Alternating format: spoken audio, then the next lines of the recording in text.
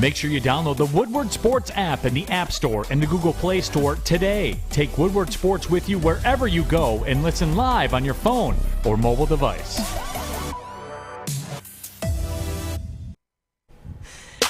Good morning, everyone.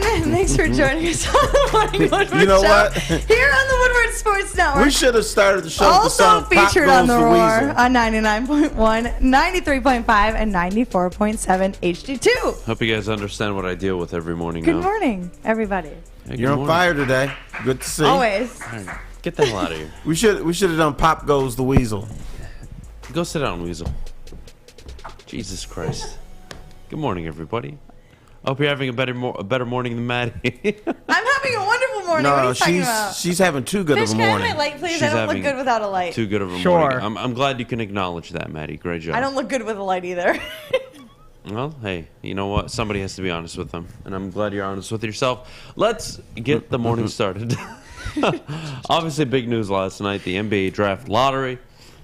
Pistons land Terry, the number 5 overall pick. They had a 51% chance to stay in the top 4. They don't. Right. You know, getting number fall- 5 is like kissing your sister. You know, they talk about a tie in the NFL is like kissing your sister. That's Yeah. what getting number 5 was like. Yeah, look, part of me doesn't give a damn that they fell 2 spots from 3 to 5 because we got Cade last year. You've got your superstar. Right. Is the number 5 overall pick historically great? Not really. It's got a lot of pretty good players and mostly busts. That's just the history of who gets selected at that pick. And the last individual to be good, Terry, like very good, Hall of Fame good, was Dwayne Wade. What is that, 19 years ago? He was drafted? Yeah. Darko draft. So that's the last time you look at that number 5 overall pick, you're like, wow, that's franchise-changing player. So, you know, this doesn't change much for me. If they would have landed a top 2, top 3 pick, all right, that would have been interesting. But at the end of the day, Terry, I think where I'm at this morning is I don't give a damn that they fell to 5. And my feelings aren't hurt. I don't think the NBA is out to get Detroit. It's fine. It's fine. They'll end up with I would say, a quality player at 5, probably Jaden Ivey. They'll have their options of players that they can select, and you move forward in the rebuild. Cade is your number 1. Ideally, you find a number 2, whether it's through the draft, or whether it's through free agency, or it's somebody you have on the roster right now. Well, But you know, the thing knows? is, you can't get everything you want. And it was the question I was talking to Fisherman about today. Would you rather have number 1 last year and number 5 this year, or number 5 last year and number 1 this year? Oh, I would have loved. I would have accepted it the way it is right now. I think you're in a better position because when I look at this draft, you know, Chet Holmgren and Jabari Smith, I'd rather have Cade Cunningham than any of those guys rather than have the top pick this year and then last year getting the 5th pick, whatever that might be. So I think the Pistons have made out well because Cade Cunningham, what I think he's doing right now, he's doing what Isaiah Thomas did. He's doing what LeBron James did. He is staying in Detroit. He's going to the practice facility. He's getting guys to work out with him. And I always call it he's burying himself in the lab. And what he's going to do is he's going to add a part of his game to next season. And he's not going to try to work on everything, but he's going to vastly improve on one thing that's going to make him a better player and make the Pistons a better franchise. I thought Pistons fans handled last night very well, by the way. I didn't see an outrage.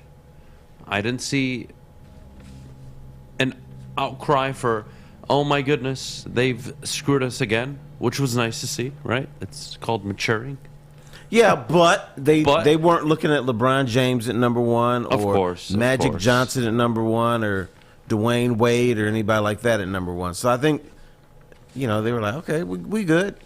You're good because you have Cade Cunningham. I think that's Right. that is what has allowed people to just accept it. But Terry, I'll never understand this conundrum ever, ever, ever. We have not just Detroit, across the NBA, fans bitching about tanking, and then rooting that they go up from 5 to 3 in the lottery. You tell me how any of that makes sense. It doesn't, but fans have to have something to talk about. Now, what I am happy about, the ultimate tank job, Philadelphia 76ers, is not working out. 76ers were tanking for all these years, so they were going to accumulate all these players and win multiple NBA titles. It's not working out. You have to... winning in basketball, as hard as it is also very simple, right? You get a superstar player, pair him up with a very, very good head coach. You get him a number 2 on the team that's a legitimate all-star. And if you get a deep bench, players that can play defense, can get you a bucket when you need it here and there, that's a championship contender. And the 76ers, since they drafted Joel Embiid, I mean, do I really even need to bring this up? They've, in their last 5 seasons, they've had 351 seasons. For a team that has played in the East, that's had Joel Embiid, Ben Simmons, now recently James Harden, Doc Rivers as their head coach, all I see is disappointment. Under Bruce Brown, they were 19-63, 18-64, 10-72, 28-54, and then it was a 52-win season. But they've never made a conference final, Terry. Right. Like, you know And what? I kinda like I can be that. fair. I can be fair. In the last 5 years, had they gone to 2 conference finals and just never gotten to the finals, I would have said that project worked out. Because they were contending. They never got out of the second round. They never made it past the second round. It's not working out, brother. Oh, it's and, not, and, obviously. and I'm happy about it because they were deliberately tanking. Yeah. Sometimes teams are just bad. They're like, screw it. We're not gonna try to win these games. So I'm happy to see that. Never forget. playing And out. you know what? They deserve this. Never forget. They traded, and they got Markelle Fultz. Oh, you thought he could play. Meanwhile, Boston went and took Jason Tatum. Jason Tatum's in the Eastern Conference Finals. The 76ers yet to make a conference finals appearance since this tank job. It's been Markelle Fultz, it's been a disaster. Last time I checked, he's working at Walmart. He probably is. Mm-hmm. So is Rocky Lombardi. Remember the Michigan State quarterback? Oh, yeah. I always say that he works at Kroger. Got a little blue vest on. Oh, yeah. Whatever. He's having a good time. Bags groceries, 100%. Yeah, look, I thought Pistons fans, again, I thought they handled it well. Obviously, you were here last night for the... I was here last night with the little Piston heads. Yep, a They're lot of very them. excitable guys. I was told to come here for one reason. Okay. Last year, they tore up the studio. They had naked women running around because they were so happy the Pistons got the number 1 pick. I had to come in You were lied to. and I had to make sure they didn't tear up the studio again in case the Pistons got the number 1 pick. I had to be police officer. And just in case there was naked women. Well, I would have covered them up and said, "Go home to your mom and dad." Thank you for being responsible. This is Terry. not- Go home to your this mom is and not the dad. place I'm to sure be. they are not doing that. They probably have daddy issues. Well, if they were listening to me, that's exactly what they would have done. Well, I'll tell you what. Landing the 5th overall pick has the Pistons in a position to end up taking a good player, right? 5 is better than landing at 7. I think you're going to get a quality player at 5. I don't believe they're going to be very disappointed, but let's be honest, Jabari Smith, Paulo Banchero, Chet Holmgren, like these guys will not be there. It's that simple. They just No. won't be there. So, But the top, last night, I said something, and now I disagree with. I said that I really like Jaden Ivey as a player, but I don't think he's the right fit for this team.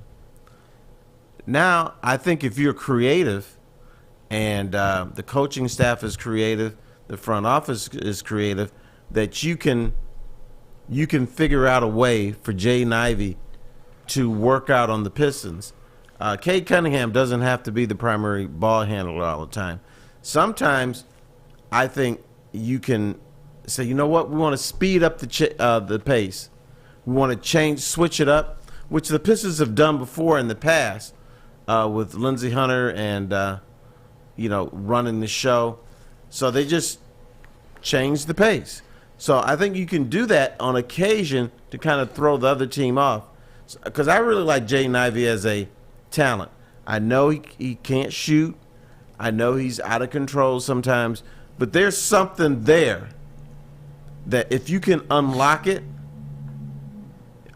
you can have yourself something special there. Sounds like Jaylen Brown to me from Boston when he was coming out of college. A little bit, maybe not fully compared, but interesting. Very interesting. The Tigers, speaking of interesting, back to reality last night.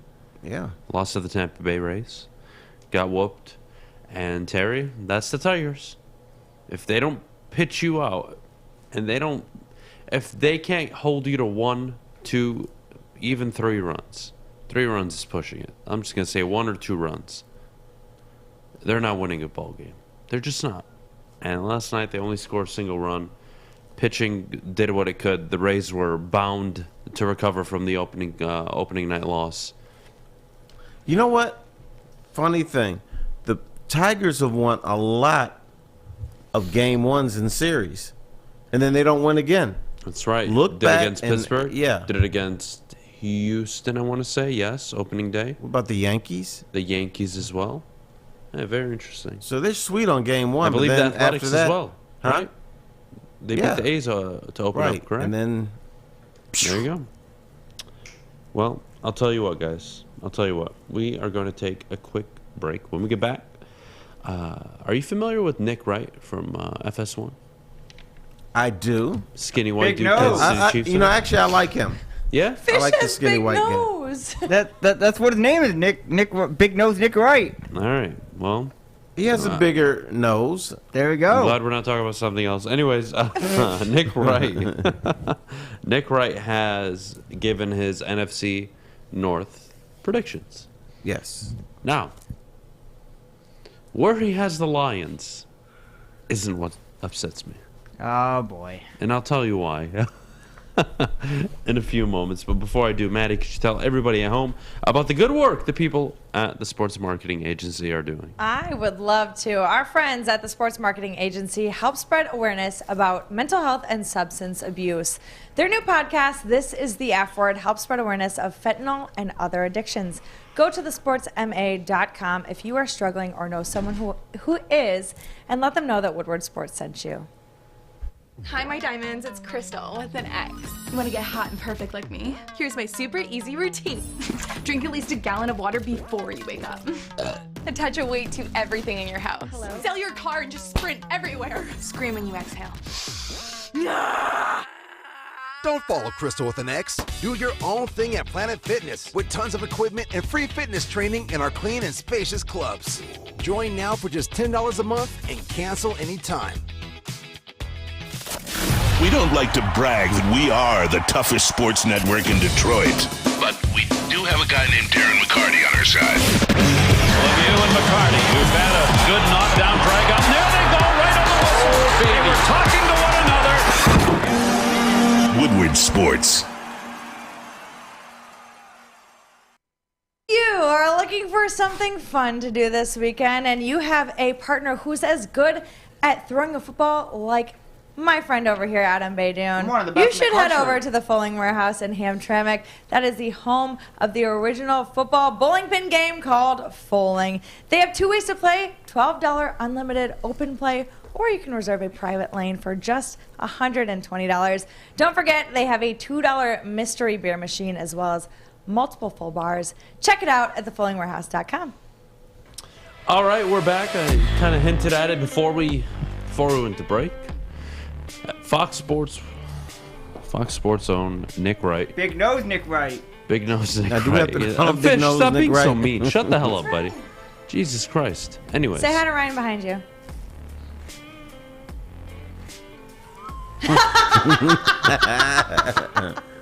There's a lot of weirdos around here. What is Yes, there happening? is. I'm to going to Joyce? fire him. No, he's like our literal favorite You're a little besides Justin. Yeah, He's so like yeah. a solid number 2. Me and Justin have beef with Ryan. So Do you? Anyways. What? Yeah. No, we don't. I'm just being dramatic. here. Oh, okay. All right. Back to the point. All right. Conversation. Nick here. Wright, Big Nose, Nick Wright. What's up? NFC North breakdown. Has the Packers winning the division? Any objections there? At 12-5. No, but I think this year the Minnesota Vikings might win the division, but I have no problem with the I Packers share that being sentiment. picked. Second place, not the Detroit Lions, Minnesota and not the Vikings. Minnesota Vikings. Oh, no. No The way. Chicago Bears finishing 11-6. Nick Wright has the Bears winning 11 games. Terry, I swear to God, I wish I was joking this Whoa, morning. wait a minute. Now, is Big Nose Nick Wright from Chicago? We should check his bio. I will check right now. Last I heard, he was a Kansas City Chiefs fan.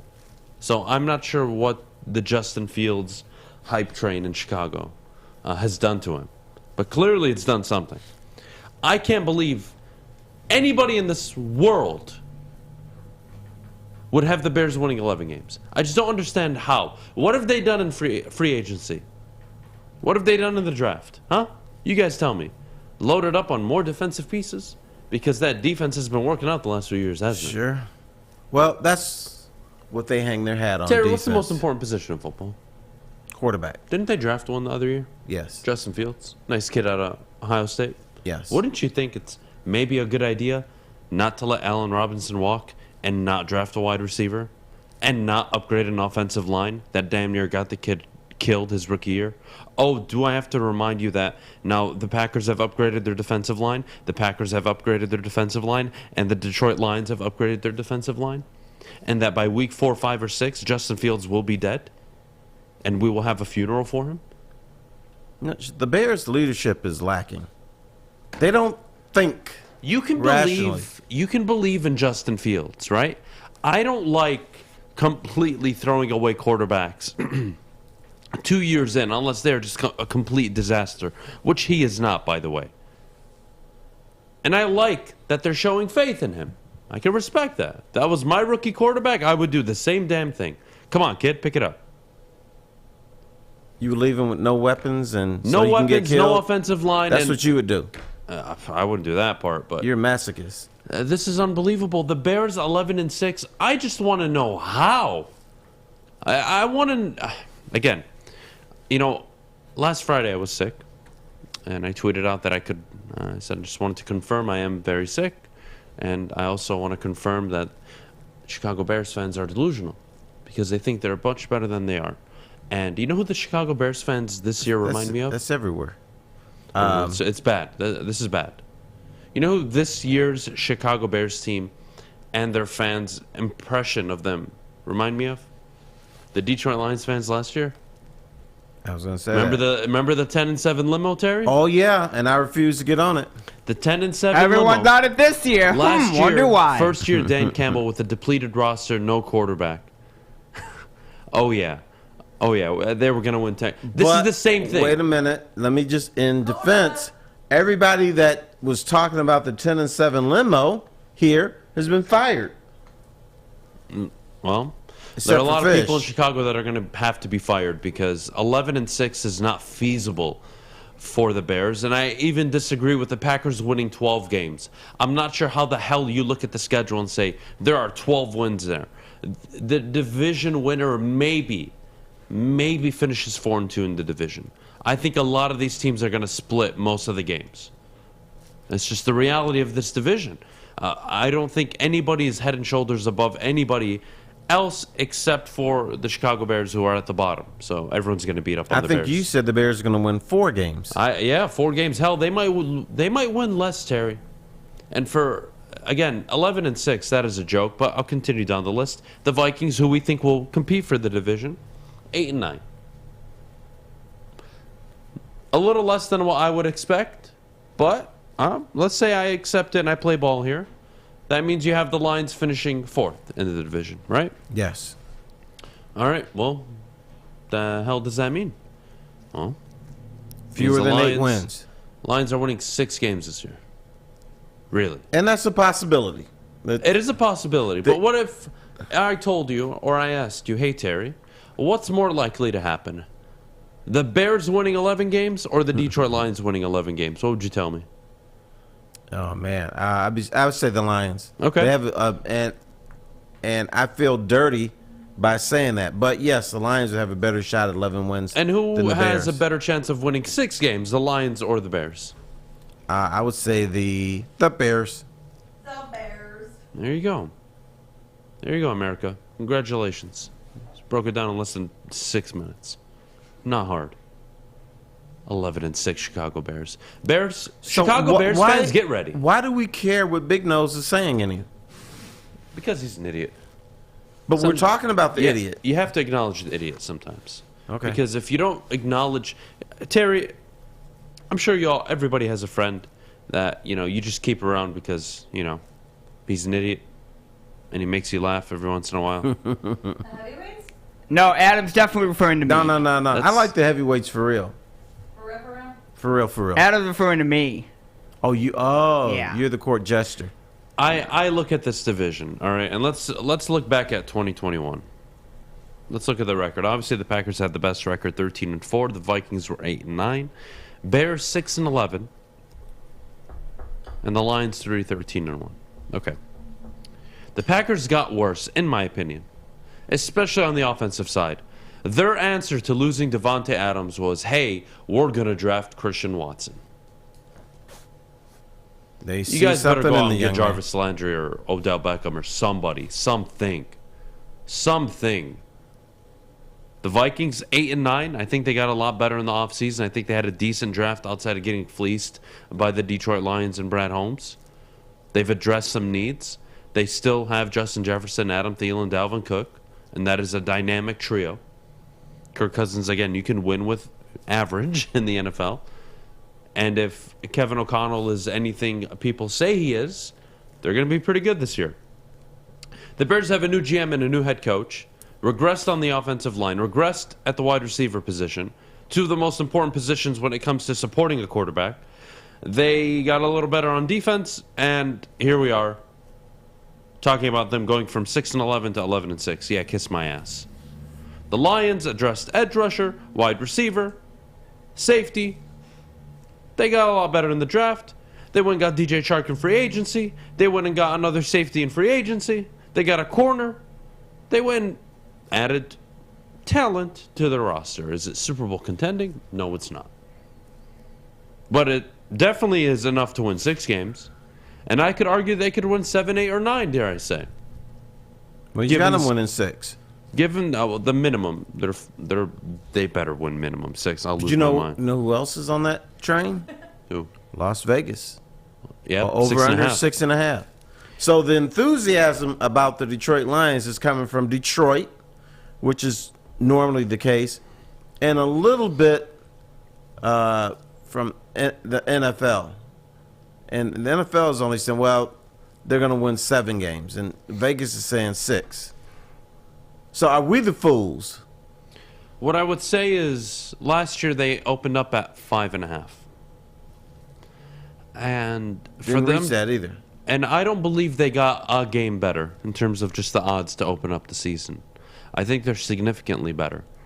And the problem I have with the 6.5 number is that very well could get pushed to 7 by the start of the year. You're going to see a lot of over bets. You're a politician. I am a politician. Because you did not answer the question. Are we the fools? I don't believe so, no. And I'll tell you why. I think Vegas has a very difficult job. They're very good at it. I think 6.5 puts them in a good position. What it sets them up for is, does everybody in this room see the Lions winning 6 games? And the season ending at 6? Yeah. Cool. Yes. I think that is a reasonable thing. Now, more than 7? Debatable, but I could also argue that 7 is a pretty solid number, and I think they could do it. And if I looked at the schedule now, I could show you 7 wins. 2 of them are against the Bears, by the way. I see it differently, and if I'm an avid bettor like I am, I'm putting a lot of money on the Lions over this year. I just am. Last year I put money on the under. I was very happy about it. This year I'm smashing the over. You and know, I think Vegas is wrong here. They're not going to sweep the Bears. They'll split. Oh, no, they'll sweep the Bears. The Bears are going to win 2, 3, 4 games at most. They are going to suck. Well, they can It's win going to one be rough. against the Lions. Again, if I did a calendar breakdown week by week of how the NFL season is going to go, week 1, everybody's going to be happy football's back. Week 2, we're all still very happy football's back. Week 3, Justin Fields dies. That's what's going to happen this year. Poor kid doesn't have an offensive line, nobody to throw to except Darnell Mooney. 10 out of 10 Chicago. They don't draft a... think about it this way. The Lions take 2 edge rushers in the first and second round. The Packers take 2 defensive players in the first round. The Vikings take defensive players in the first round. And what do the Bears do? Fuck Justin Fields. We'll just take a lineman in the 5th round. We'll protect him later on. Unbelievable.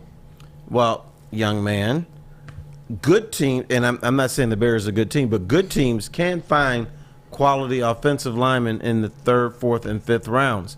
The Packers do you know who used to do that? The Denver Broncos. They had the best offensive line in the NFL. And when you looked at individual players, 4th round, 5th round, they didn't really waste it on 1st round. They got their other talent in the 1st round and built the line with yeoman, sturdy guys in the 4th and 5th round, and sometimes the 6th. Yeah, look, the Packers are famous for it. They basically draft a bunch of nobodies, and they turn into very good offensive linemen, typically top 5, top 10 at their position. Yes, it's doable. I don't trust the Chicago Bears to do it. They've given me no reason to believe in what they're doing. Again, the Matt Nagy situation, he had to move on, fine. As a GM, any GM, even if I don't believe in the current quarterback that I have, my responsibility is to make sure I give this kid every possible opportunity to succeed. And not giving him an offensive line, not giving him any wide receiver support. Yeah, you're setting this team up for failure. And the defense isn't going to be Khalil Mack in his prime 4 years ago defense good when they had him and they were a pretty good team. It won't be anywhere near that level. So how the hell do you expect to win games?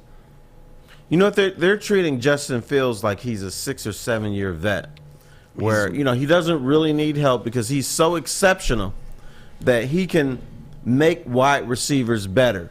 He can make a putrid offense better. But this is a 2nd year guy. I don't care who you are.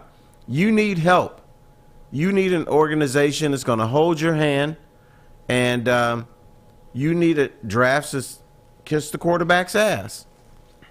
Wide receivers, tight ends, running backs, whatever he needs for offensive linemen in the 1st round.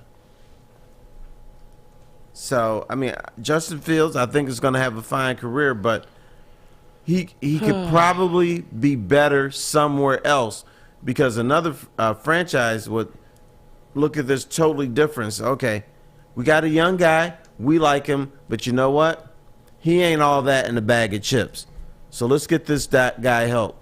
The Bears took a corner and a safety with their first 2-round picks. Not bad, right? Picks 39 and 48. Secondary players. F the franchise quarterback that we spent, I want to say the number 10, 12 overall pick on? Yeah, they moved up to get him. Yeah, they moved up to get him. So we will be right back. Jeff Iafrate joins in the morning show to discuss Iafrate. what the hell happened last night. Jeff was intoxicated, I heard, last night. So we'll have to get to the bottom of that. No, I'm actually, not sure. he was not. Yeah, me and Terry. Somebody has to tell me the truth here. One of you are lying. Me and Terry One are of you are fighting. lying, but I'll tell you what. There's one place that never lies to me and never disappoints me, and that's Lady Jane's Haircuts for Men. They always take care of me, my hair. Obviously, you guys see me every day. You know, when I look like a grizzly bear, it's not a good thing. All right, I already know I'm very difficult to look at. Lady Jane's makes it a lot easier to look at me, so I appreciate them for that.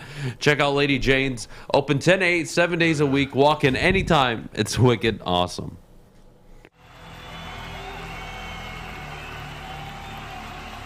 He's going deep, right side. Oh, that is Edwards out there. He goes up in the air at the goal line. Hey, it's Brandon Edwards here, wanting to welcome the sports marketing agency to Woodward Sports Network, to the family. Glad to have you guys. For the last decade, the sports marketing agency has literally leveraged athletes around issues such as mental health and substance abuse. Glad that we can finally start trying to get the stigma off of mental health that's been there for all these years. You don't have to go to the beach, man. You don't have to get your butt crack full of sand. You just need a little chili peppers, man, to get that glowing beach chili peppers tan. Woo! With 26 locations in the Metro Detroit area and more coming, Chili Peppers Tanning is where you'll find the cleanest salons in the D. Join the Pepper Club for the best deals on unlimited tanning. Head to chilipepperstanning.com. You just need a little chili peppers, man. Thanks for watching. Make sure you like and subscribe to Woodward Sports for more great videos. Well, guys, OddsTrader.com is your #1 site for all your game day bets. For play-by-play updates, live scores, and bet tracking, download OddsTrader from the App Store today. You can find the best price on every game and sign up offers from multiple sports books on OddsTrader.com. So make sure you head on over to OddsTrader.com. OddsTrader.com. All right, here we go. 8:32 in the morning, May 18th. 2022. I'm glad you're all alive tuning in this morning. Exciting stuff. Jeff Iafrate joins the show. Jeff, the Pistons land the #5 overall pick. They fall, I believe, 2 spots from their original projected. Not ideal, but walk me through, 1, your immediate reaction, and 2, what can Pistons fans expect to land at #5 overall?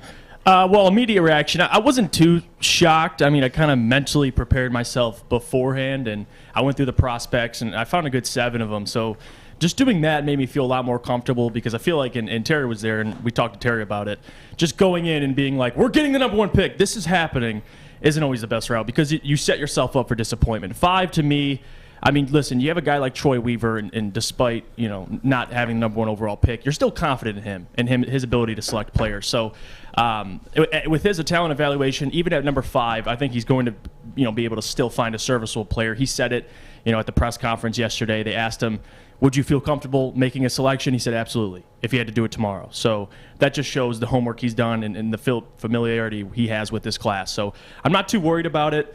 I get it. Everybody feels like there's 3 players in this draft, but again, wait till these players actually get into the NBA. There's plenty of more talent. So now we can actually start talking about who we can take. Beforehand, you didn't even know where they're selecting. Now you do. So it kind of makes the whole process a lot more easier, no doubt about it.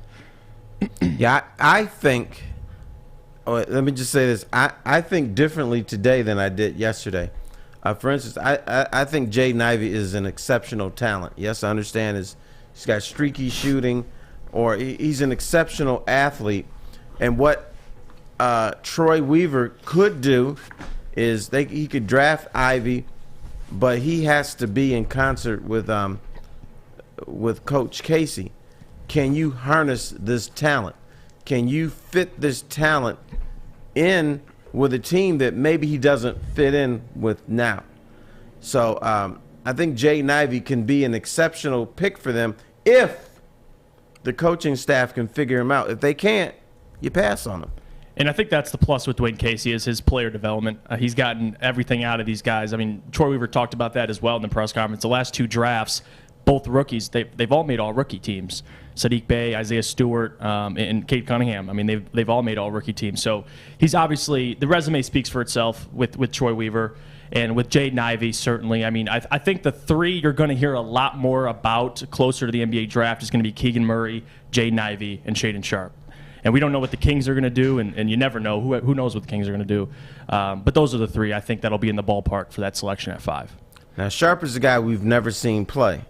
Yeah, at the collegiate level, yes. But he's been away. Well, yeah, we didn't see him play in high school either, did we? No, we did. You did? I mean, I didn't see him live, but okay, but you saw him there. play. Yeah. So, but he could be a wild card, and that's a guy that you really have to watch. Obviously, film whatever Kentucky has on him, because I just don't trust guys who haven't played in a year. You see it in football, where when people go away for a year, they're not the same their rookie year in the NFL, Right. and I kind of fear that. But he could be a diamond in the rough. He could be some jackass that can just fill it up. Who knows? Jeff, what does this mean for the Pistons' off-season plans, right? We already discussed trading Jeremy Grant. Mm-hmm. Rumors are Jalen Brunson, target him in free agency. I don't know how I feel about that. Now that they're sitting at 5, they're kind of in the middle of nowhere.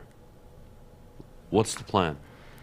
Certainly at 5, there's more, guards available, talented guards. I mean, you have Jaden Ivey, we just brought him up, Shaedon Sharpe, and then you have Keegan Murray. But I think landing at 5 instead of being in the top 3, if you're in the top 3, you kind of understand, okay, they're going to get a big. I mean, whether it's Paulo, Jabari, or Chet.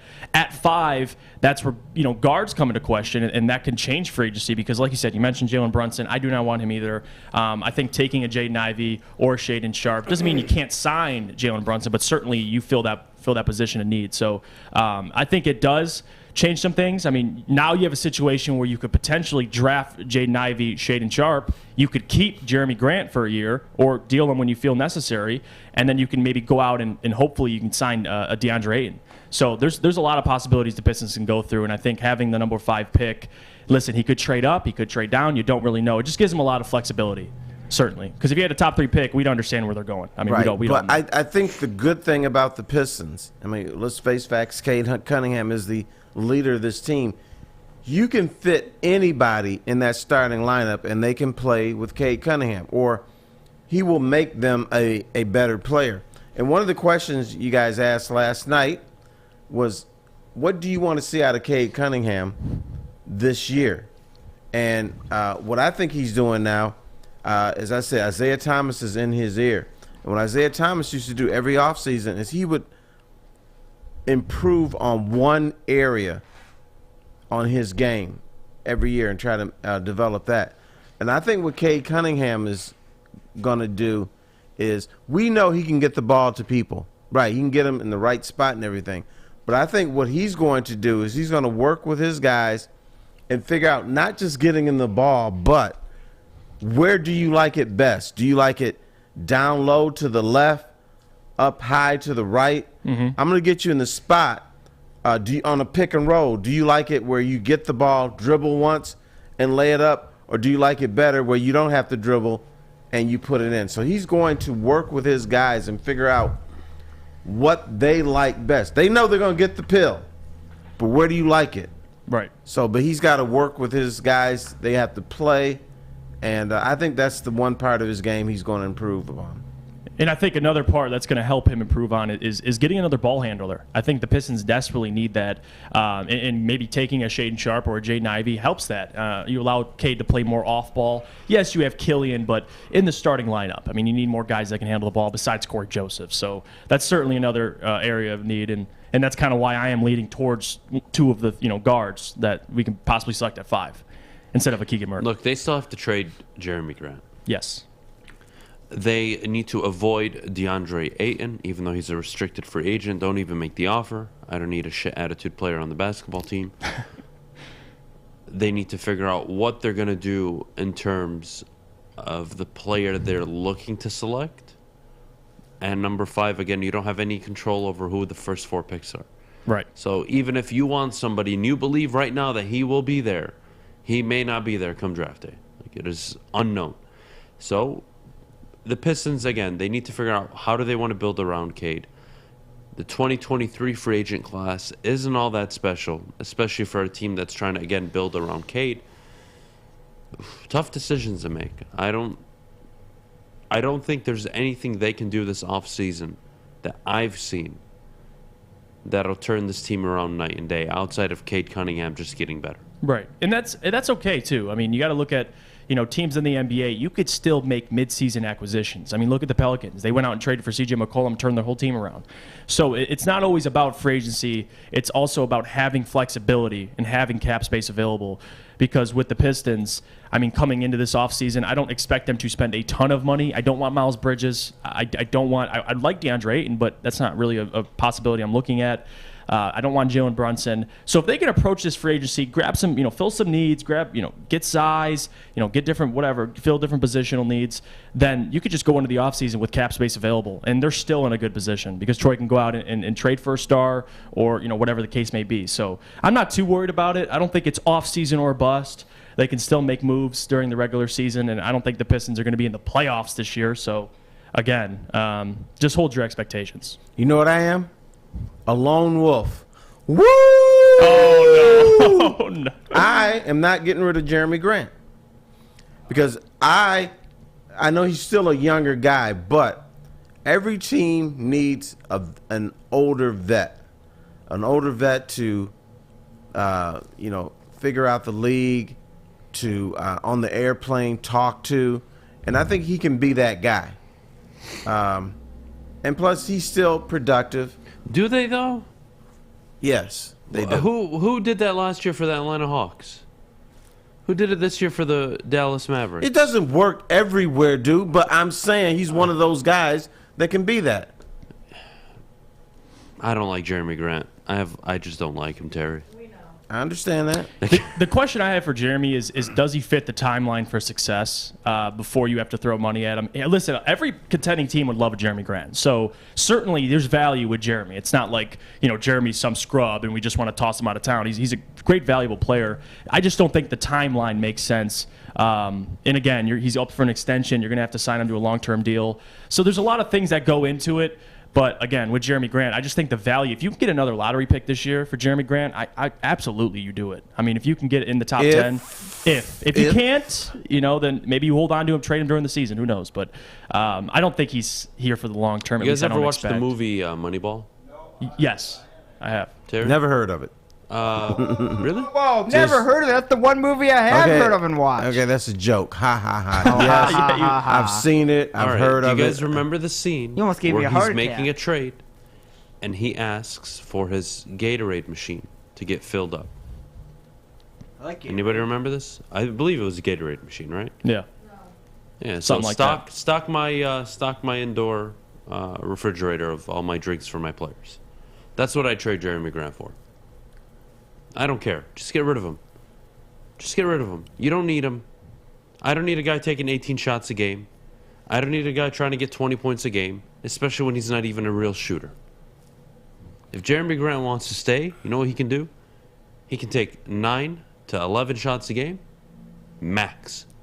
You know what else he can do? He can fuck off on touching the basketball. And he can just sit there and play defense. And if he does that, I'd love to have him here. my apprehension about Jeremy Grant is when he plays, is he playing for the betterment of the team, or is he playing to show I can play in this league? Y'all come after me. That's my major question with him. But on the same token, I like having a vet on the team. The vet doesn't even have to play, but there's so much value with certain guys about helping younger guys, and I like having them around. Right, and certainly more talent, the better. And You Jeremy ready for Grant's this? a hell of a player. You ready so. for this? The 4 years prior to joining the Detroit Pistons, when Jeremy Grant was actually a good player, and I would call him a good option to have on a contending team, he shot 47%, 54%, 50%, 49%. That's good. Pretty solid, man. You Unless- ready for this? Yeah. Came to Detroit, wanted to be like Russell Westbrook, a complete useless dickhead that doesn't know how to play the game of basketball, and shot 42% and 42% in both years. But to Jeremy's credit, and one thing that we've talked about on the show as well, with Jeremy, his shot attempts did go down towards the end of the season. So he did kind of take a back seat to Cade Cunningham, and you'd love to see that. You don't want him to hinder the development of everybody. But to your point, I mean, he's in isolation. He's kind of a ball stopper in a way. I mean, He's a good player. I don't have Yes. a problem with him. I have a problem with him on the Detroit Pistons because they suck right now. And he is useless for this basketball team because his usage and the way he plays doesn't get guys like Killian Hayes, Sadiq Bey involved. I don't worry about Cade Cunningham. Cade's going to be fine. I worry about the player you're going to draft at number 5 overall. I worry about any pending free agents you bring in. Mm-hmm. How are you going to distribute? There's only one basketball on the court ever at a given time. They have not shown me they can figure out how to get Jeremy Grant, Killian Hayes, and Cade Cunningham and Sadiq Bey on the court at the same time and be efficient. Yeah. And that's why, I mean, they just got to they got to stay healthy. I think that's a big thing too. But with Jeremy, I love him. I think it's just important what you get return on investment. Like, what are you getting for Jeremy Grant? I think that's the biggest thing because if you're what would you pay for him? Well, you're asking me. I wouldn't extend him, but I'm saying No. What would you give up for him? Oh, give up for him. If you were the Pelicans, if you were the Blazers, what would you give up? Would you give up a lottery pick? Depends how desperate you are. I mean, if you're a team like Portland who's like, listen, we got to start making moves and build around Dame Lillard, and you feel like Jeremy Grant's that guy. I don't know if they trade their top 10 pick, but again, I don't want to say. Who knows if Portland will do it? Hell yes, I'll do it. Chances are you're not going to get a lottery pick for him. I mean, chances are no. And that's the point, is you're not going to get much for him. Just move on. And again, the guy's hitting you a block a game, a steal a game. He's contributing on both sides of the ball. But he just doesn't fit what you're trying to do. And look, they didn't trade him at the trade deadline. Why? Because they really, truly believed that once Cade came back, post All-Star break, that they could make it work. And it didn't. And because they didn't get any good offers for him either. So, which I appreciate him doing that. Again. So that's true also. But I also think Weaver's like, you know what? Let's see if we can win with this group. That's why he didn't trade him. I think it was more of an investment for down the road to see in the 22-23 season, if I have this group of players, can they win 50% or more of their games? If they can, I might keep them around. If they can't, I told you Jeremy Grant's market value. I broke it down really simple. I would trade him for a year's supply of soda Phillips in my building. Okay, that's why you guys want lottery picks. You guys want lottery picks. You guys want lottery? Like, you're not going to get a lottery pick for Jeremy Grant, and no contending team is going to be picking in the lottery. And that's where, one, he's going to want to go, and two, that's where he should go, because he's a good number 3 on a pretty damn good basketball team. For the Pistons, he's not the 1. You don't want him to be the 2. And is he willing to accept a 3-position role? And I don't think he is. Get him the hell out of town. Jeff, thanks so much for hopping on this morning with us, buddy. Yeah, no problem. We appreciate it. What did Jeremy Grant do to you? Nothing. He's a good guy. Does a lot of great charity work around here, by the way. Great guy. Okay. We've attended some of his... Seems like he hurt we've you. attended some of his events. I don't have a problem with Jeremy Grant. Just on the court, I could say whatever the hell I want. Just keep Nobody's stopping you. It just seems like he did something to you. That's all I'm he didn't saying. do anything to me. Look, Terry, just full transparency here. Back in November, Jeff was with me. Back in November, hell, before the season even started, I said they needed to trade this dude. I've been on this for a while. But they didn't. They have to. When we get back, Brad Holmes continues, Terry, to heap praise on, quote-unquote, the belief in the building. Right. I got a few questions for you about the Lions moving forward, but Maddie, could you tell us about Cintron, please? Yes, I can. The summer of Cintron is officially here. Cintron is now available at your local Kroger, and they have an absolute deal going on right now. 2 for just $4. That's a steal. Cintron is the new energy drink for the active lifestyle. Drink it, live it with Cintron. Hi, I'm Kay Cunningham. I'm proud to partner with Hall Financial, the mortgage company known for 5-star service. Don't just take my word for it. Check out their 5,000 5-star reviews for yourself. Go to callhallfirst.com and get started with your 5-star experience today. New to the game or a season better? OddsTrader.com has everything you need to make the right bet ahead of kickoff. Begin your handicapping journey with OddsTrader. Improve your edge by finding the best price on every game from sportsbooks in your backyard. Take advantage of the numerous sign-up bonus offers to pad your bankroll. Dive into key game statistics, player performance, and even account for the projected game day weather. Best of all, you can use the OddsTrader bet tracker to keep a log of your action. Welcome to OddsTrader, and best of luck. We are the network for Detroit by Detroiters. Welcome to the Woodward Sports Network. It is 8:50 in the morning, but how can you not think about wings at this time? Wingstop has fresh, juicy, hormone-free chicken and the best traditional wings in the game. Try out their signature sauces, Jamaican jerk or lemon pepper. Their wings are tossed to perfection in any sauce that you may choose. When the wings are this good, you're allowed to be a snob. Oh, my goodness. Order online at wingstop.com. Wingstop, we just have better wings. Maddie's a disaster. You have to I know. understand. Maddie's thinking about those wing snob omelets. Wingstop omelets? Yes. That's a thing? No. Oh. And you're gullible. Who knew? Brad Holmes, Brad Holmes continues to heap praise on the belief in the building. Terry, my question to you, man, is very simple. A lot of things sometimes are overstated in the NFL. I think we react to a lot of different things certain ways. What is the temperature, or what is your pulse on this quote-unquote belief that they have in this building? Is belief that they're working towards something good? Is it belief that they're better than what they believe they are?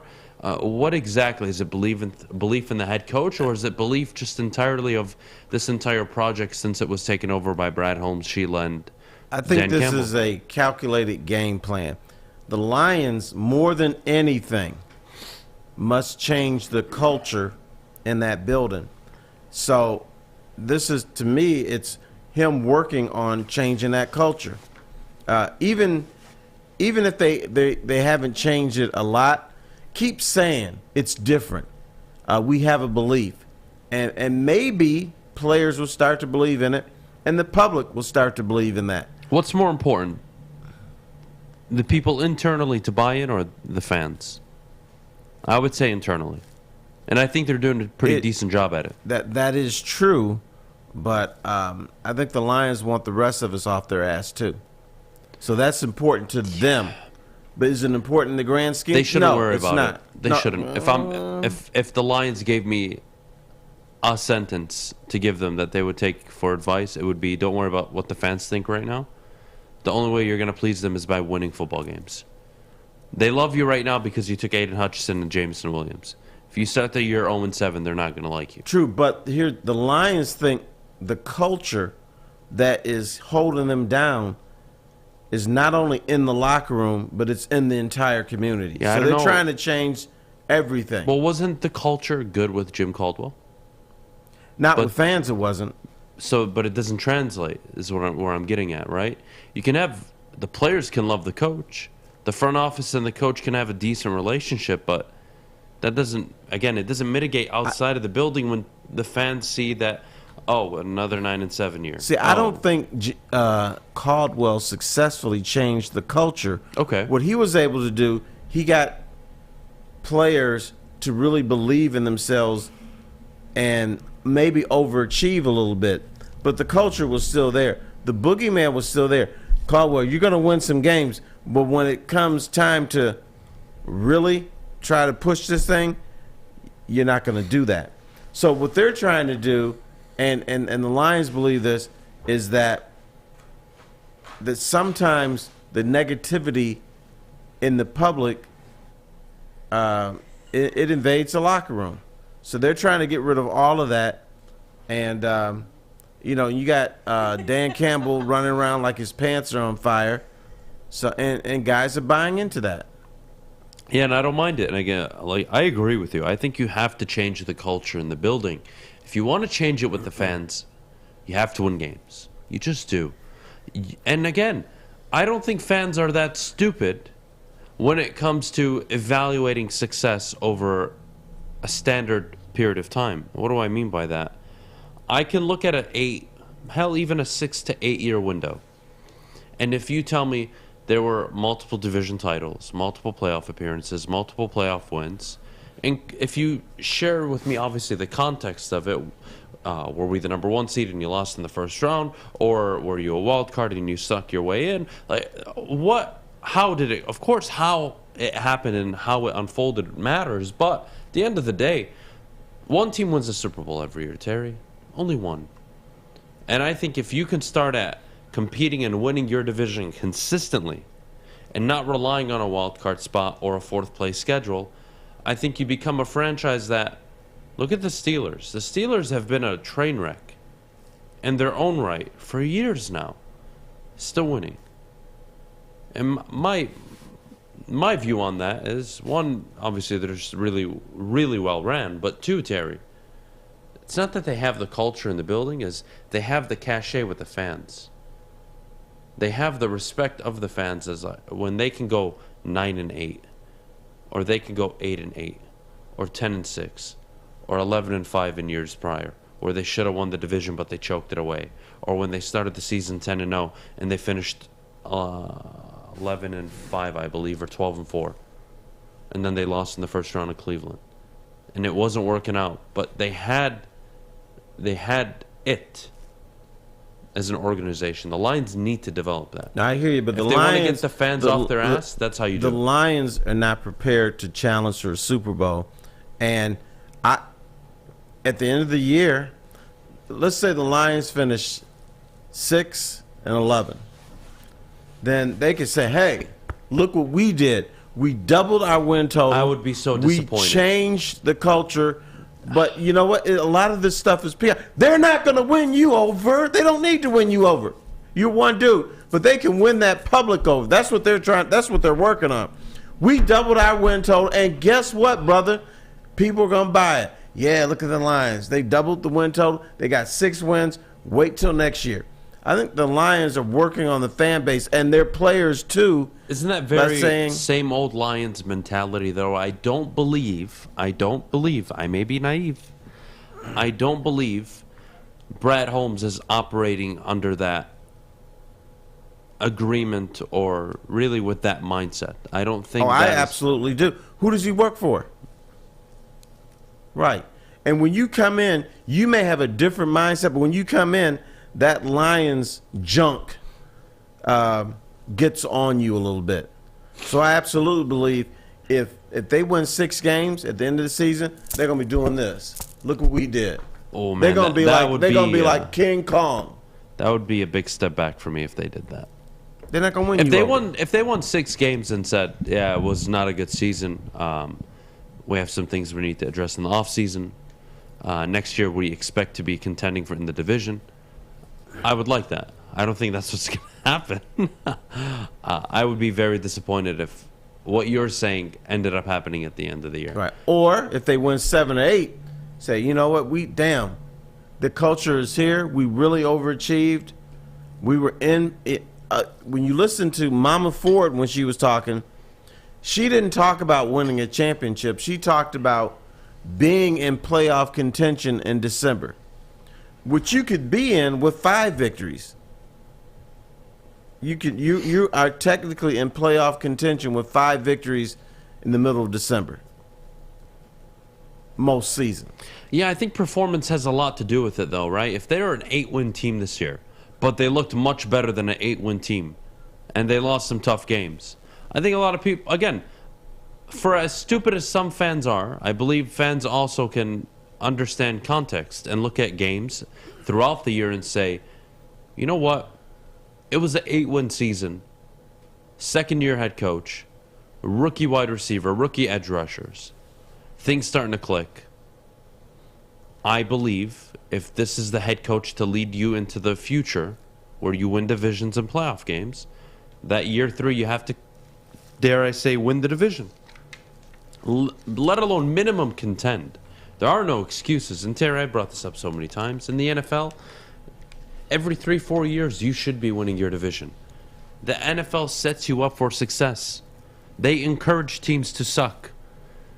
Your salary cap is typically very, very low when you suck anyways, because you're not spending money on players, unless you're one of those dumb teams that pay $100 million for Albert Hainsworth and then have a losing record. But, you know... Don't bring that one up. It happens, right? If the Lions want to change the culture and they want to believe in each other, you do it on the field. You have to do it on the field. And nobody can ever change my mind on that. If you really want to change the culture, you change it on the field. Why Jim Caldwell failed to change it on the field was the losing record against winning teams, the obvious mismanagement in the 2-minute warning, no aggressive play calling at all. That was, if you want me to use the phrase, same old Lions, that was that. And again, like you said, Caldwell got the players to play above their level, but he never coached above his level. And that they culture, suffered. but I believe that if the, you know what, you say 6 wins is not enough, right? Is 7 enough? No. if just as a number, I think 7 is a good sign. I don't think it's great, though. I don't think it's great. And if, again, you want me to believe the culture has changed, no, 7's not going to do it. You got to win 9, 10 games? Oh, yeah. Now we're talking. I think Brad Holmes is trying to set up that if the Lions win 7 games, that he can sell the culture has changed. He can sell they went from 3 wins to 7 wins, and that you're not going to buy it. I probably won't buy it, but thousands and thousands of people who are Lions fans will absolutely buy it, and the players in that dressing room will buy it, because while Holmes is saying the one thing, Dan Campbell's going to be running around with his hair on fire and making sure that that message gets through. I have a very interesting question and a point to make to you, but we'll do it in just a second. Top of the hour here on the morning show, 9:01 a.m. Maddie, could you tell us about the best defense on and off the field, please? Yes, I can. Guardian Alarm keeps you safe and gives you peace of mind, whether you're at home or on the road. Their 24/7 local monitoring makes sure what's important to you is safe. Call 1-800-STAY-OUT for peace of mind. That's right, you heard fish.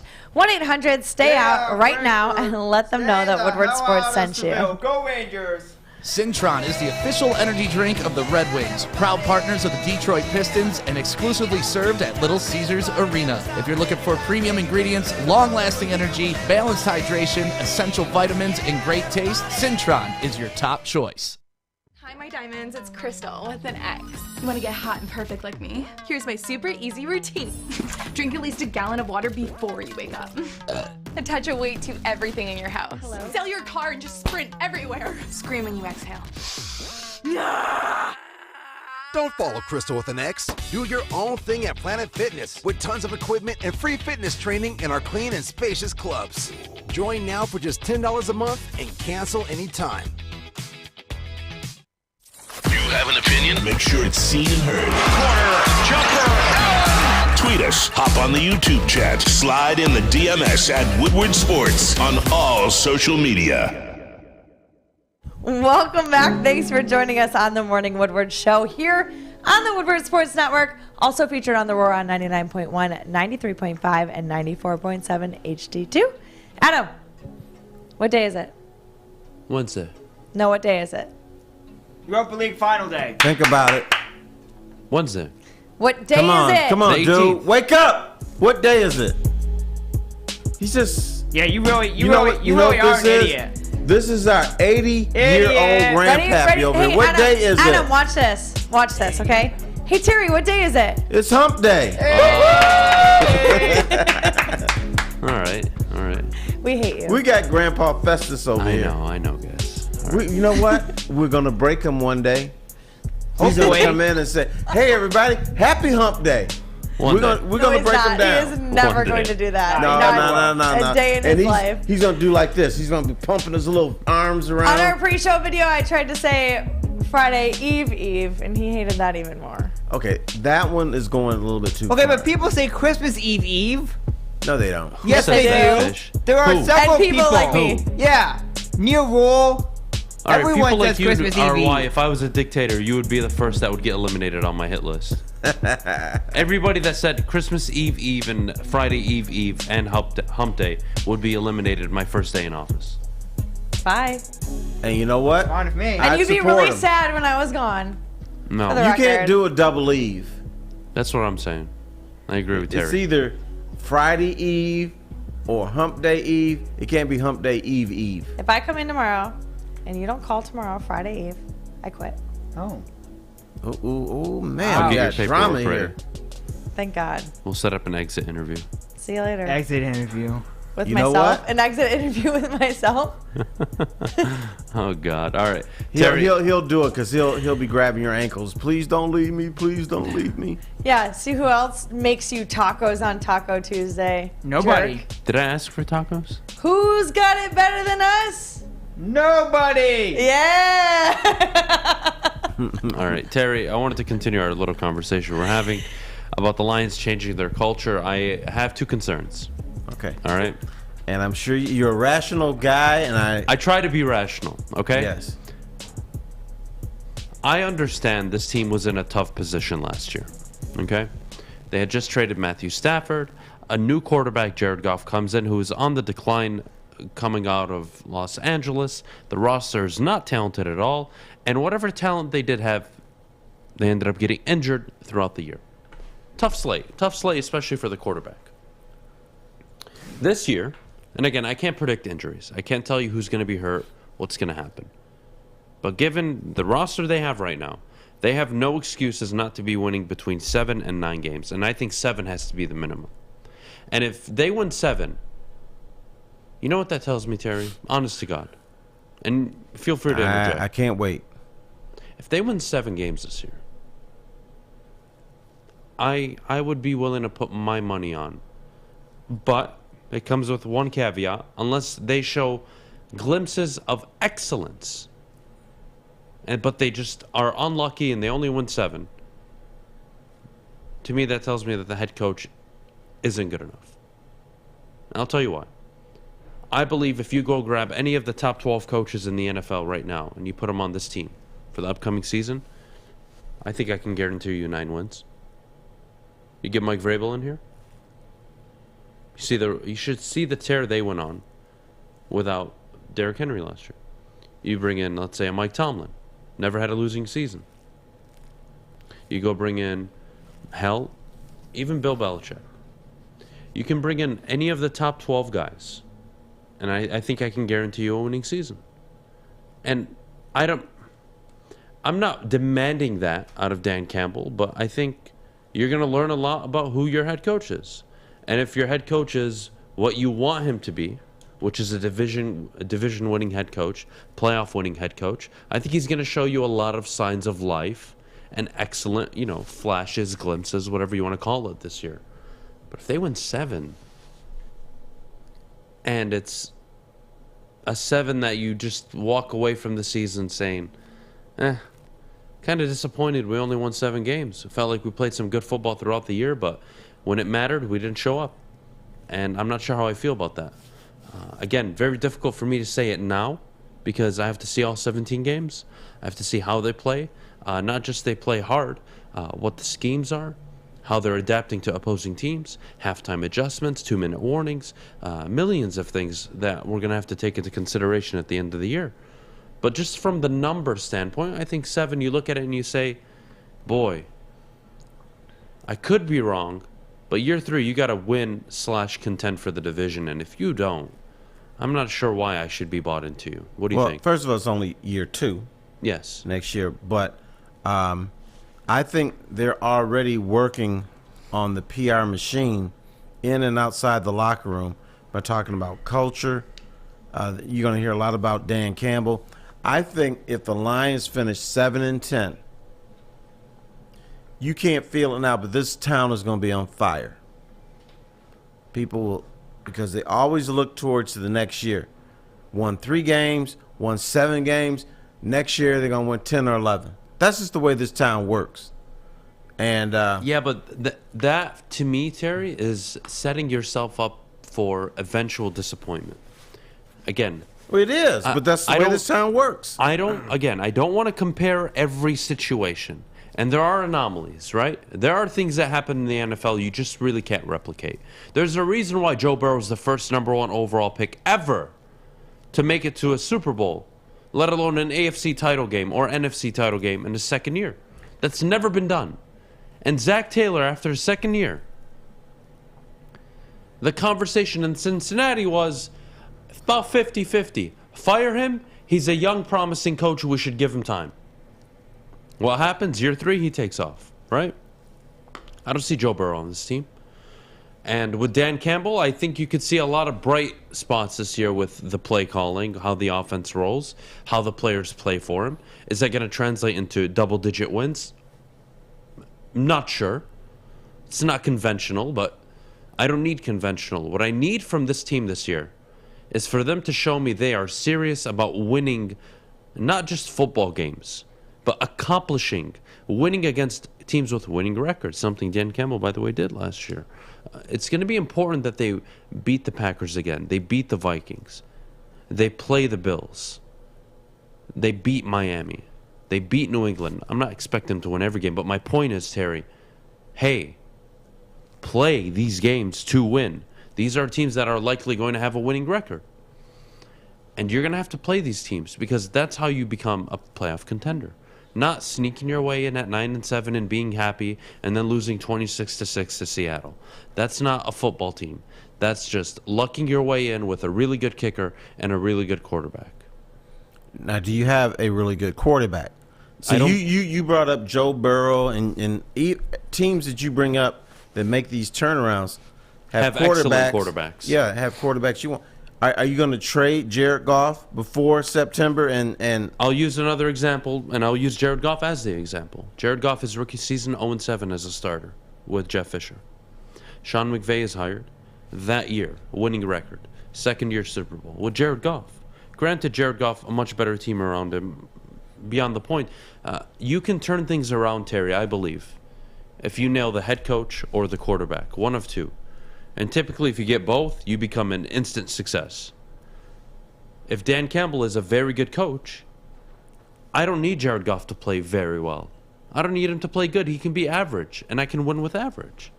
It's proven in the NFL, and winning meaning 9-10 games.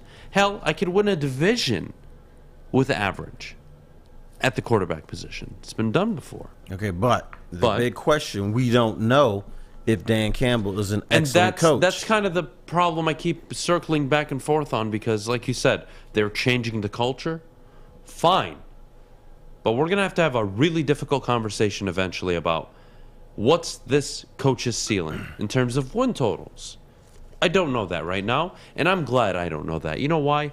I don't want to be able to identify the ceiling of a head coach 1 year in. I think that's ridiculous, and the only way you typically do is if they're really bad.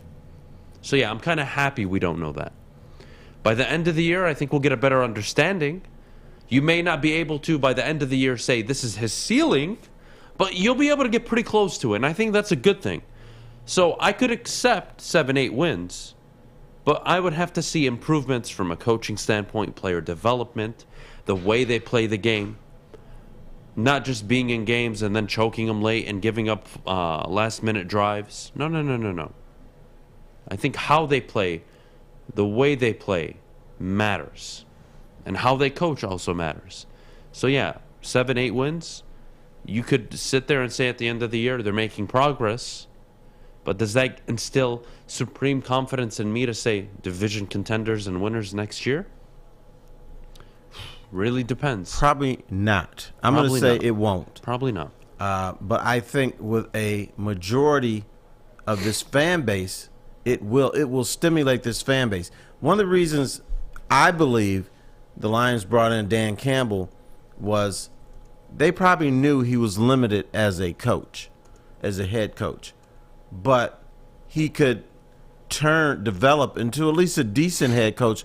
But his main thing was to stimulate an offense that was basically dead. It was dead in the front office, dead in the locker room. So he came in to stimulate them, give them that big shot of caffeine that they need. Special stuff. And look, that's great. And I think he's doing actually a really good job. And I have to be fair, too. When they took over, they as in Ben Johnson, Dan Campbell, when they took over play calling last year for Anthony Lynn, not only did he handle it like a true leader does, but they actually got better. And yes, I understand some of the games on the stretch, quote-unquote meaningless games, resting players, I get it. But even before then, you saw the difference in the offense. It was moving. It was converting. It was aggressive. Fourth down play calling. Scoring touchdowns in the red zone, not settling. There were signs of improvements. And I think Dan Campbell, yes, going into year 2, if he can be... Here, let me put it this way, Detroit. If his ceiling... If Dan Campbell's ceiling is he's a Super Bowl contending coach, right? A guy that can contend, win playoff games, get to championship games, and possibly get to a Super Bowl. If he's that guy, book it now, they win 9 games. Minimum. I think they're a 9-10 win football team if he's that coach. And that's kind of the point I was bringing up earlier. I hear you. And for a typical franchise, you're right.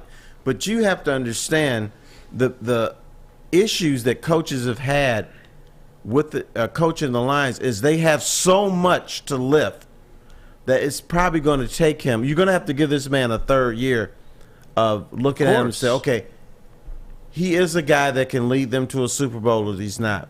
I think your November of this year timeline is a little bit unfair because he's coaching the Detroit Lions. Some franchise, you can come in 2 years and here we are.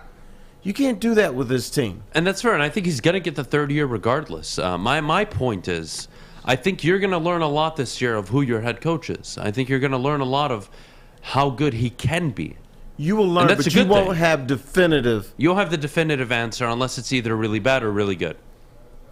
Only the extreme ends of the answer will tell you that. That's the unfortunate part. We will have this conversation in November, but I still think Christmas, not Christmas Day, but Thanksgiving, you're still going to be hemming and hawing. Well, he does this well. Well, I don't like this. Well, what is that? So define you're that. not going to have the definitive. Yeah, I don't think we'll have a definitive unless they're 9-1 or 1-8. And right? neither one of those is going to happen. And I don't think either of those are a possibility this year. So they're going to be middle of the pack. I think they're going to be contending for the wild card. Just one, because how bad the NFC is, and two, I think they are much more talented than people are maybe giving them credit for. And I think the coach is probably better than what people are giving him credit for too. I think I can say that. We'll find out.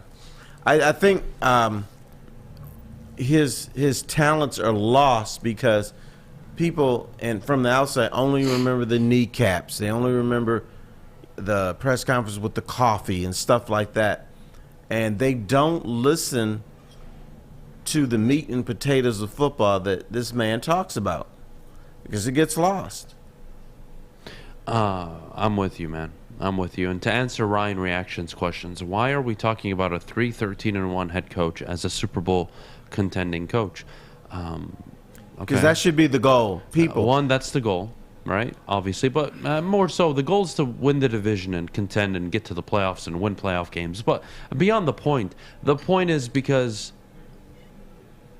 I don't believe there's a head coach in the NFL last year that deals with the injuries this team had, the quarterback play this team had, and the midseason turmoil that they had starting off 0-8 with horrible offensive play calling, that ends up turning around and having a winning season last year. Did any of you outside of the idiots that thought they were going to go 10-7 really think that was a good football team? No? Okay.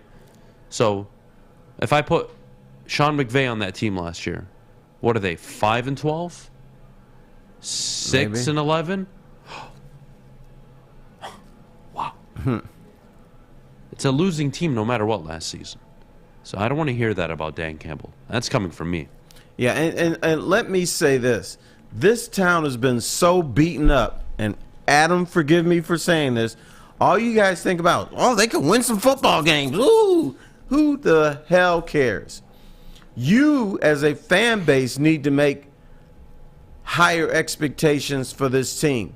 I don't hear y'all out there talking about let's win a Super Bowl because the Lions have been so pathetic that you're still in the mindset of not winning a division title.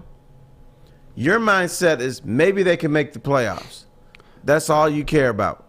Yeah, I hope that when I die. Has to, you have to think championships, even if you can't accomplish it this year if or you're next thinking, year. Let me put it this way to dumb it down for them, Terry. I don't think they're understanding you. Basically, what Terry is saying is, if you ever have Super Bowl expectations, that means you probably have a really talented football team, which means winning and contending for the division, Terry, is a given. Correct? Yes, it should be. Wake up. Wake up, guys. We got to go to break. When we get back, have the NBA playoffs become unwatchable. Terry will tell you why in a quick sec, but before he does, Maddie, could you tell everybody about what's popping off at Big Boys? Yes, I can. The Strawberry Fest is back at Big Boy, and they've brought back some of the breakfast classics, such as the strawberry French toast, hotcakes, and waffle. And don't forget, they also have lunch as well. They've got a new strawberry bacon chicken wrap, a crispy chicken wrap, nacho wrap, and a strawberry salad. But don't forget, they also have dessert. Grab their berry delicious strawberry pie for only $1.99 with a purchase of $7.99 or more at your participating Big Boy locations. Fellas, let's be honest. We like things to be easy. We like simple stuff, like sports 7 days a week. We like things uncomplicated, like Lady Jane's Haircuts for Men. Open 10 to 8, 7 days a week. Walk in anytime. Sign in, sit down, watch your favorite team play, and before you know it, your hair will be game ready.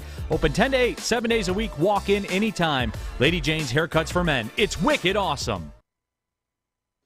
At Wing Snob, staying humble's not our forte. We just have better wings. We're back at it again with our crispy golden brown fries and our famous boneless wings. Juicy, tender, hormone-free chicken. Your favorite signature sauces with no bone. Just when you thought Wing Snob couldn't get any better. Order online at wingsnob.com today. Wing Snob. We just have better wings.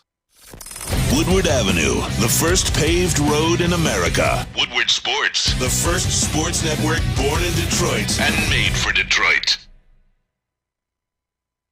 Welcome back. Thanks for joining us on the Morning Woodward Show here on the Woodward Sports Network. Terry, I hear you have some things to tell us about the NBA playoffs being unwatchable. Everyone does. Yes. Not very good. You know, every year this time of year, or every time this time of year, I start by splitting between the NBA and the NHL playoffs. And so now I find myself watching the NHL probably 80-90% of the time as opposed to the NBA. Because we had these duds of the games where one team showed up for Game 7 and the other decided not to. Yesterday's wasn't that bad. Huh? Yesterday's wasn't that bad. Okay, Celtics that's Heat. one game. 2 for 1. One game. Yesterday was a pretty good game. Yeah. Celtics and Heat, but I'm talking about in Game 7s. You're supposed to. That Both game teams was are actually supposed to pathetic, bring if I it. do say so myself. Huh? I'm sorry. What, the you say game- something? Game 7. Yes, I did, actually. What? Thanks for finally listening to me. Thanks for what? Celtics game yesterday was pathetic. There's a bunch of people flopping all over the floor like they actually got fouled. But that's the Yeah, NBA that's the NBA. nowadays. I Yeah. know, but that's You were why taught it's to unwatchable. you're taught to do that. Because they're a bunch of from little 8th grade. bitches. Yeah, they're taught to do that But from a young you're age. trying to get an advantage. Yeah. And saw a flop. Did they call a foul on another dude? Then I succeeded. Yeah. That's basketball. The It's not coaches NBA. teach them that. Yeah. You get taught, like, hey, Do if like this. some guy's Ooh. charging at you, you're told to just fall down. Not only are you supposed to fall, but you're supposed to make a noise. Ooh. Damn, I don't know hit me about hard. that, but yeah, you're supposed to fall. Who's the pro at that? Adam's boy, LeBron James. Yep. Not my boy. Terry, I mean, for me, the NBA has always been driven by its stars, and I look at the conference finals right now. I see Jason Tatum, who is an up-and-coming star. Jimmy Butler, who is an all-star. And a ball breaker. And a ball breaker, who's a great attitude, by the way. Luka Doncic, future superstar, Slovakia. just like Jason Tatum. But I would say Luka's more of a star right now.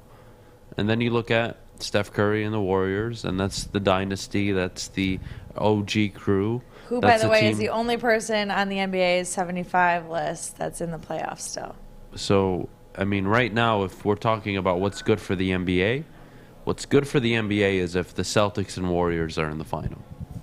Because people love to hate Boston, and this would be the third, I would say, third version of the Warriors getting to a finals in their 7, 8, 9 year run. I mean, it's. And they do it without Kevin Durant. Yep, they Do you did think it that's pre-Durant. because it's a Detroit thing to hate the Celtics? Or No, do you it's a think- national thing. Yeah, Nobody likes Boston. yeah, that's a bunch national of, thing. Bunch of fucks. Nobody likes them. I know Detroit has a larger hatred on the Celtics than most. Yeah, I But don't you blame don't them. think for they Larry hate Bird. the Celtics in L.A.? No, I'm not saying that. I'm just saying, like, They hate the Celtics in Philadelphia? yeah, from like growing up, I've always hated the Celtics because I was supposed to hate the Celtics as a Detroit fan.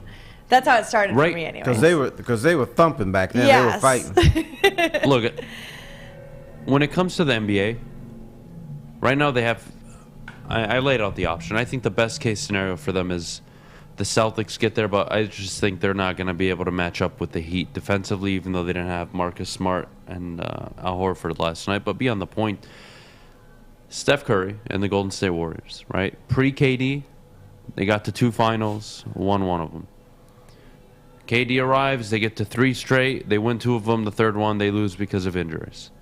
And if they get to another one, that would be 3 eras of the same trio that have gotten to an NBA Finals. That is so impressive. Pre-KD, KD, post-KD. That is very impressive. I think it's very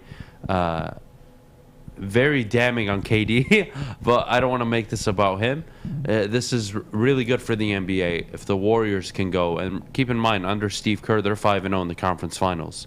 So if data and history ever mattered, the series is already over. I think that's the only interesting watch. I'm not going to watch the Heat Celtics, nor did I watch it last night. Not interested. That might be the most compelling series because at some point, Celtics and Heat is probably going to get physical and somebody's going to start mashing. So I know you like violence. So that might be the series where they have a little violence. Well, he's always talking about killing people. Golden State is not going to kill anybody. Right. I don't know how Celtics, you guys somebody are such might die. Sensitive. Yeah. You know what? Yeah, unbelievable. You guys are telling me if you had a time machine, you wouldn't travel back and like want to see one of the most. You're a history nut, though. Like you like that I think stuff. everybody in the chat would want to go see JFK get assassinated. I don't think. I feel you're like there's right. only 2 people in the world that don't. It's people in this room. Well, there is 5 people in this room, so your numbers are wrong. Alex, would you go back in time and watch the JFK assassination? Sure. See? All Don't right. agree with him because Terry, you're agreeing with him because you're scared. I've already not seen scared. it. I have no interest. All right. Terry doesn't have any interest, so that's 1 for you, 1 for me. You say no, correct? Okay, this is not fair because you control this room, and you I don't know control you do. the room. I do not control the room. You don't control Terry, but you control Alex and Fish. I do not. I do not control anybody. Okay. Does he control you? Hell no. Well, it's a split do decision. you know who then. you're talking to, Terry? He doesn't control the room then. Chuck, I'll tell you why would I want to see a president get killed? I'll tell you why. Because it's history. Why? I don't get it. Like, you guys are so sensitive.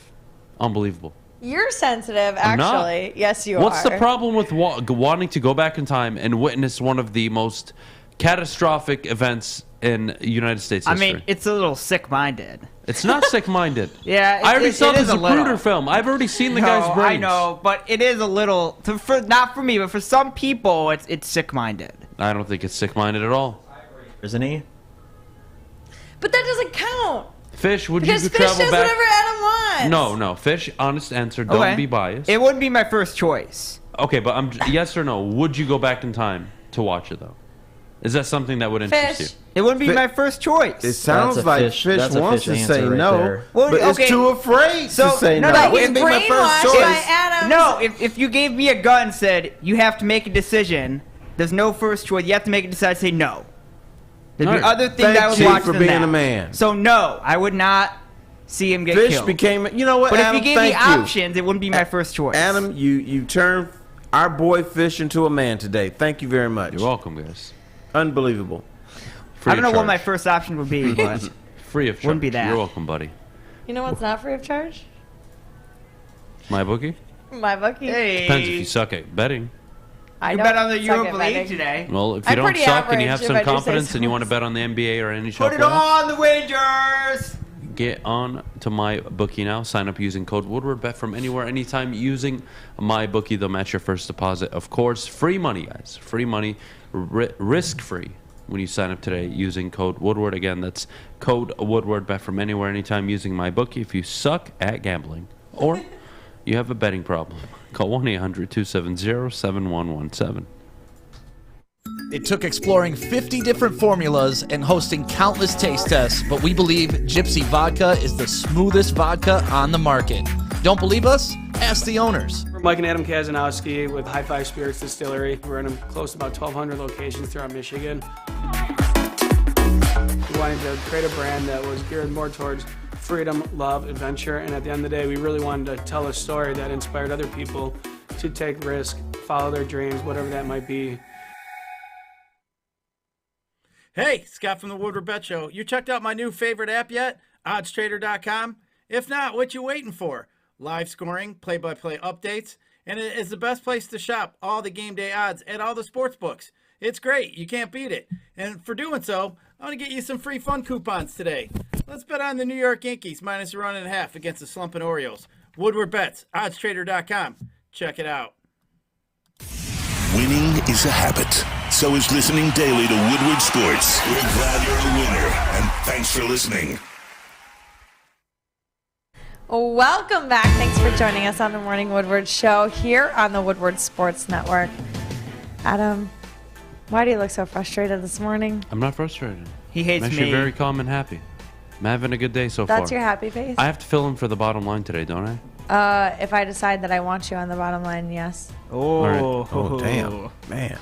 Okay, let me know. And people I throw will. around their swag like Yeah, that. I don't know why. I wouldn't. I don't know. Love Maddie you, had a mean rough it. night. I don't blame her. We got to talk about the landscape of the Big Ten, and really specifically Big Ten football since 2014. Terry brought this up a little bit ago before the show, and you told me, you asked the question, who has the most Big Ten titles since 2014? Obviously, Ohio State. Well, And actually, I asked who has the most Big Ten victories. But, since well, wasn't that 2014. between Michigan and Michigan State, though? Correct? Yes. Yes. And I think it's a lot closer than people. Who would you guess? I would put my money on Michigan. Okay. I'd put my Anybody money on else? Michigan. Who's had more Big Ten victories since 2014 between Michigan and Michigan State? Fish? Like against each other? No, just In total. the conference. Just in general? In the conference, right. Ooh. Since 2014? I mean, Michigan State's had some pretty bad seasons as of late. I'll go Michigan State. It's probably Michigan, though. Maddie? I was chatting. I don't know what you said. Okay. More Who victories. has the most Big Ten football victories since 2014 this is between just- Michigan and Michigan State? This is just Big Ten, not 2014? non-conference? Just Big Ten. Oh, okay. Um, Ooh. I'll still say Michigan State. I'm going to go with Michigan State as well. Okay. Westfall? Oh, you're getting Westfall involved? Wow. This is new. I'll say Michigan. All right, so 2-2. Terry? Okay. What's the right answer? You know what? It's appropriate there was 2-2 because they both have the same amount of there you go. victories. Oh, 42. I see what you did there. I love that. So it's very close. I love On that. another note, fire up chips. Shut up, man. Chippewas. Mount Pleasant, Michigan. Is there going to be a school in 5 years? Terry likes the Wow, chips. Terry, Wow. that was fighting words. That's mean. That is mean. No, the enrollment is down 43%. CMU is struggling. Everyone's struggling right now. Now, CMU is struggling more than anybody else in the state. Okay. I mean, there's Says is there who? going to be a school? There's Did you gonna be a actually school? look that up? Geez, you should go on the Yeah. school website. Yeah, he goes to the school. Uh, he Oh, went I'm so there. sorry. I didn't go to CMU's website and look up enrollment this year. Have you ever heard of went the there. Detroit News?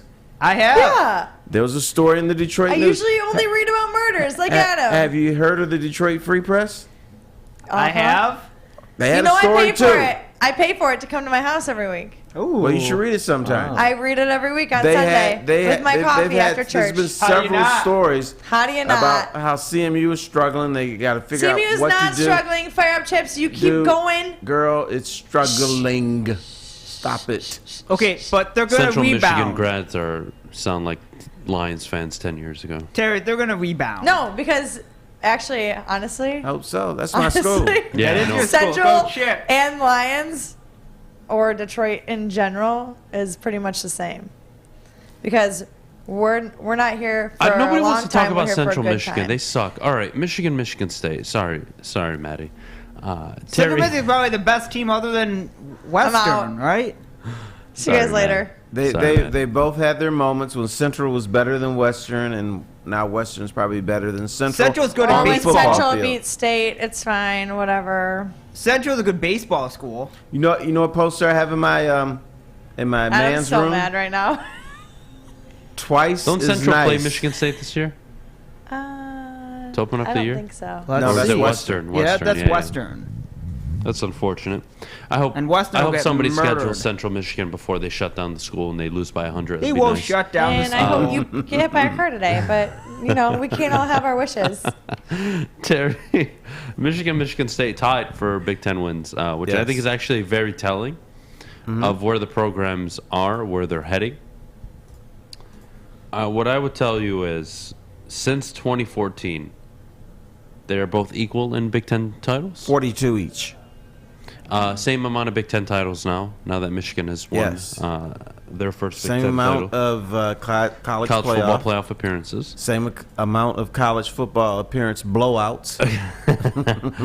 My question for you, Terry, is moving forward, given the resources that they have available to them, the commitments they have made to their head coaches, who is in a more successful setup to not only win the Big Ten again, but get back to the college football playoff in the next 3 years? Michigan or Michigan State? I'm going to pick Michigan State because I think even though Michigan will out-recruit Michigan State, I think Mel Tucker is more creative than Jim Harbaugh. He's going to figure out ways. For instance, Mel Tucker has already, I don't know if this is a good or bad thing, but he's already recruited and made an offer to an 8th grade quarterback. And not that signing an 8th grade quarterback puts you ahead of the pack, but the fact that he knows about this guy and the fact that he's seen him Is play. that Jason Strayhorn's son? No, this guy's a quarterback. Okay. It's not Strayhorn's son. He lives on the west side of Detroit. And the fact that he knows about him, and in fact, this kid's been offered by Michigan State and Kentucky. So Kentucky knows about him too. So I think he's going to be more creative. And I asked the question, if I had a generic program, who would I rather have heading that program? Jim Harbaugh or Mel Tucker? I'm going to pick Mel Tucker. Ooh. Interesting. See, Harbaugh As far has as recruiting goes, I but can the agree with that. advantage Michigan has is it's Michigan. Are they going to out-recruit Michigan State? Yep. Every year. But I think Mel Tucker is going to develop players more than Harbaugh. He's going to get them fired up more for that one game a year than Harbaugh does for his players playing Michigan State. So I don't think either one are going to go back in the next 3 years. But if you're asking me which one could go, I would say State at this time. This is a very difficult one because I'm really high on the work Mel Tucker's doing. But Michigan do have a recruiting advantage. Jim Harbaugh, I believe, lucked out with coaching this past year. His brother John hooked him up with a former assistant who is now the defensive coordinator for the Baltimore Ravens and left Michigan, who I think played a big role in their ability to win some of the games they won down the stretch, Penn State and obviously Ohio State. They won with average quarterback play. Isn't that funny? And I don't believe that success is replicable. I just don't. Nor is hitting a gold mine in Kenneth Walker in the transfer portal and him being a top 3 player in the country this past college football season. So to answer the question of who I think is more likely to get back there in the next 3 years, I would say Michigan State. I think Michigan will fall apart under Jim Harbaugh unless they make or they're able to hit gold on the quarterback position. That will be their saving grace. I think they're going to take a big step back on defense this year. Yes, Ronnie Bell returns. Is J.J. McCarthy the starter? I have so many questions about this football team. I could have the same So questions if they about make Michigan J.J. the State. starter, would you change your mind? I think J.J. puts them into that conversation, yeah. I think they leapfrog Michigan State easily if not only J.J. is named the starter, but if he actually ends up being a 5-star caliber player. You mentioned that they lucked out on John Harbaugh sending someone to Michigan to coach. That is true. But the other thing is Harbaugh decided, instead of having all these old curmudgeons as assistant coaches, he went younger. He got young guys with young ideas, guys who identified more with players. So I do agree that, the coaching stimulated that program with assistant coaches. Part of it was luck, but part of it was calculated that he went young. And, I always talk about the NFL being a young man's game on the field. College football needs younger ideas too. And I think Harbaugh hit upon that, let these young guys do their thing, and he fired up a locker room. Yeah. But he has to keep doing that. Michigan, I think, can be explosive on offense this year. Michigan State, I think, will probably be better on offense than they are on defense this year. Tricky times for Michigan State. I think their recruiting needs to get a lot better. Not that it hasn't, but it really needs to take another step forward. But it's a 10-year project for a reason. They gave a 10-year commitment to Mel Tucker because they're looking to do what Oregon did all the way back in the day. They're trying to take that next step to become a household name when it comes to college football. And to do that takes time. And as much as, I can say Michigan State, based on my confidence in Mel Tucker, if I have to be objective, I think Michigan for the next 3 years are more set up for success, given the brand name, the power that comes with recruiting. They have J.J. McCarthy. I hope to God they start him. And Jim Harbaugh's a good coach at the end of the day, too. He's no bum. So they're going to be winning a lot of games, 9-10 games. They'll be in a position to play Ohio State at the end of the year.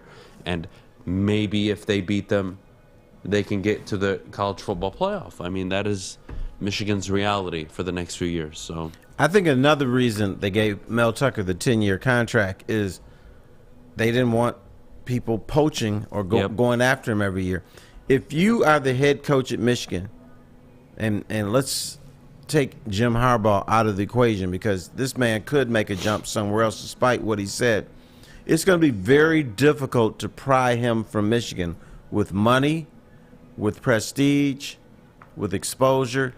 So Michigan doesn't have to give their head coach a 10 or a 15-year contract. Michigan State, although it is a fine program, it is a place that if you're the head coach, you're still looking. You're still looking to see if somebody might be interested in you. So, but what State said, now we're going to give you 10 years so they can call, but they're not going to be able to match our offer. So you stand. All right, fair enough. Well, we're going to take a quick break. When we get back, we got about 6 minutes to discuss quarterbacking in the NFL in terms of who the Lions are playing at the quarterback position. Then we'll get to mailbag at 9:50. But before we go, I got to tell you about where I was this morning, and that was Planet Fitness. Your health is essential. I cannot stress it enough, and so is your fitness. Both your mental and physical health. Take advantage of Planet Fitness, all of their locations in the Metro Detroit area. Sign up today for $0 down $10 a month. Visit them at planetfitness.com. 6 dark corners, a driveway and a patio, 5 windows that could become doors. Every house has unique security challenges. Guardian Alarm has more tech, more team, and more ways to help keep them all safe. Get a professionally designed and installed security and smart home system from Guardian Alarm. Sign up today and get a free video device. Guardian Alarm. Smart, right from the start. Call 1-800-STAY-OUT. When you need apparel, there's only one place to go. Big Frog in Novi.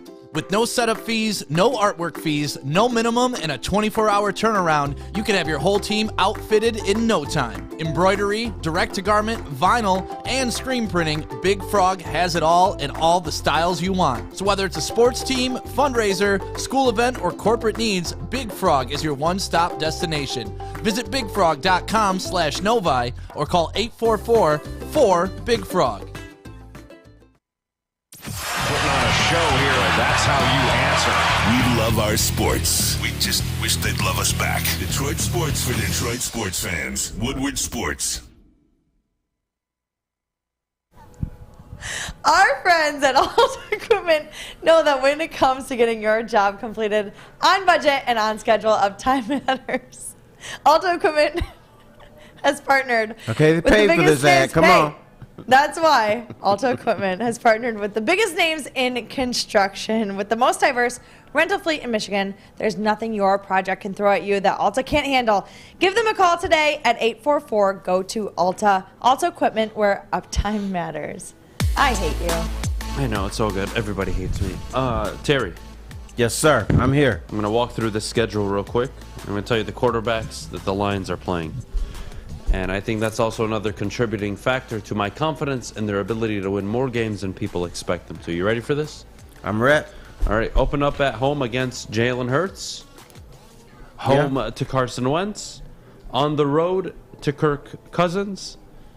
Home to Drew Lock in Seattle. On the road to second-year quarterback Mac Jones. On the road to Dak Prescott. Home against Tua Tagovailoa.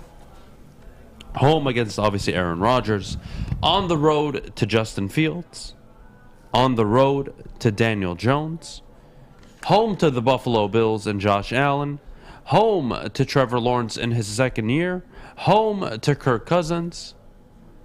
On the road against Zach Wilson. On the road to Sam Darnold or whoever the hell may be quarterbacking the Carolina Panthers. Home to Justin Fields again. And then on the road to end the season against Aaron Rodgers. Now, Terry, we go over that list. It's not terrifying.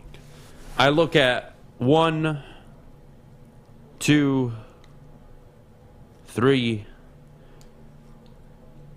games. Maybe I'll give you 4 where I'm like, damn, their quarterback is significantly better than ours. Obviously against Green Bay and Aaron Rodgers. The Buffalo Bills on Thanksgiving, an obvious one.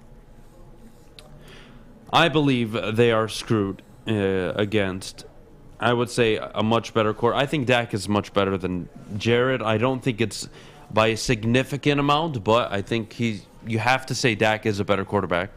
I think it's fair to say than Jared Goff. And those are 3 right now. I don't think I can give you a 4th on this list. I really don't. Jalen Hurts, Carson Wentz, not interested. Mac Jones, Drew Lock, Kirk Cousins, they're all roughly the same.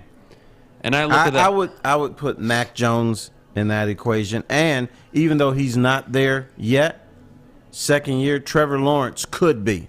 Could be. It definitely could be. And what I'm going to do looking at this is say, you know what, Terry? A lot of winnable matchups at the quarterback position this year. A lot of winnable matchups where a good Jared Goff could beat a very good Jalen Hurts, a very good Carson Wentz, a very good Kirk Cousins, a very good Drew Lock. Hell, a very good Tua Tagovailoa, a very good Justin Fields, a very good Daniel Jones, a very good Trevor Lawrence, a very good Zach Wilson, a very good Sam Darnold. You can still win with your quarterback play only being that good and the opposing teams being very good, given who those guys are, who the individuals are. I think it's very interesting, Terry, to look at that schedule and say a lot of favorable matchups. And maybe that's where my confidence is probably pushing from 7 to 8, hell, even towards 9. Well, bless you. But, I think typically most of these quarterbacks will be better than your quarterback.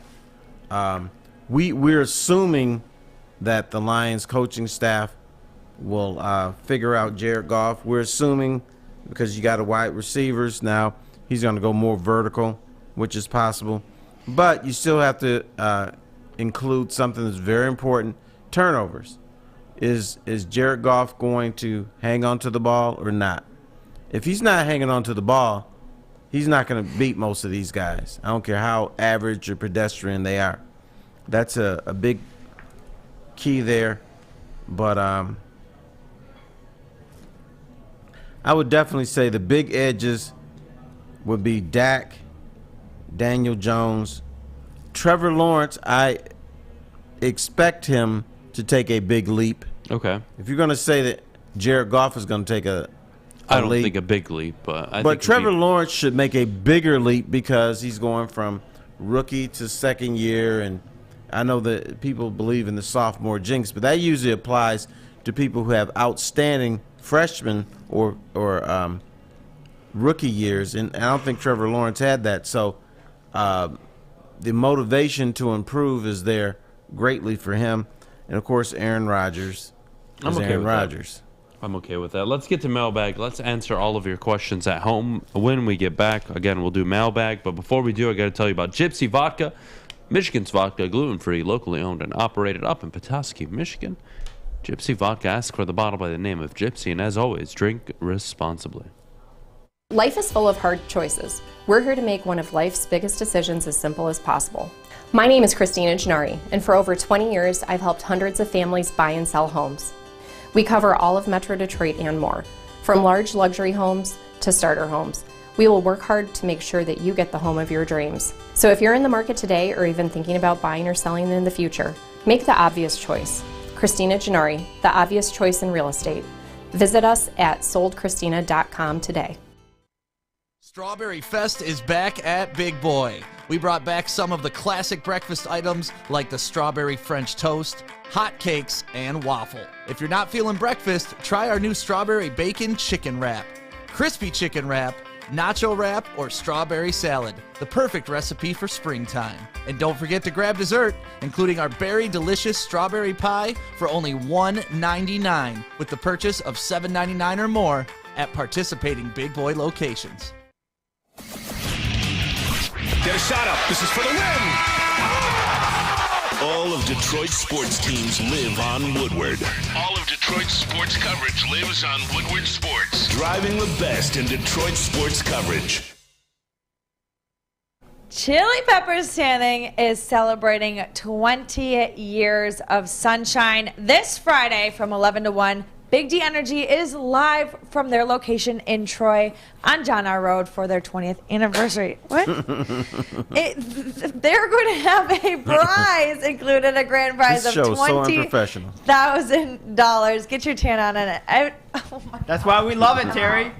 All right, Chili guys, Peppers, they have the hottest bulbs, the hottest deals, and the darkest tans. Chili Peppers tan. That's what I got. Attaboy, Fish. That's all Way to I gotta recover.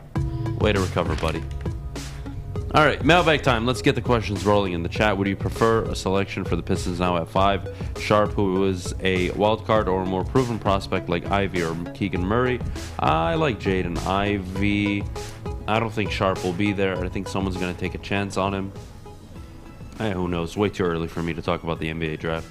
Adam, now that you did the quarterback head-to-head, next go through starting O-lines and starting 5 weapons the Lions will face. Absolutely, we'll definitely do that in the coming days, maybe next week. There was a question earlier about the Lions in the playoffs I saw. Where is it? It was actually a pretty good question. Adam and Terry, would you be disappointed if the Lions made the playoffs this year but lost in the first round? No, I probably would not be. No, I would be encouraged that I'd be stunned. I would be encouraged that, hey, they're heading in the right direction, right? Again, it's very difficult, Terry, to just become a Super Bowl contender. It doesn't happen like that. You start by winning your division and contending for it, and then you get to the playoffs and you probably lose, and then you get back the following year and then you win one, and then you win another one, and then you lose again, and then you get back there and you win, and then you lose, or you get there. It is not so simple to just magically wake up and be in an NFC title game. I would be disappointed in year 4 if the Lions made the playoffs and lost again and didn't have a playoff win by year 4. Yes, I would be disappointed. But a team that goes from 3 wins to the playoffs and loses. I think it's an achievement. Yeah, that's an accomplishment. I think it's an accomplishment. I think that's encouraging. I think it gives me a lot of confidence in what Dan Campbell is moving forward. Mm-hmm. And that tells me year 3, you are contending for the division, Detroit, and you may possibly win it. And that, for me, is very important.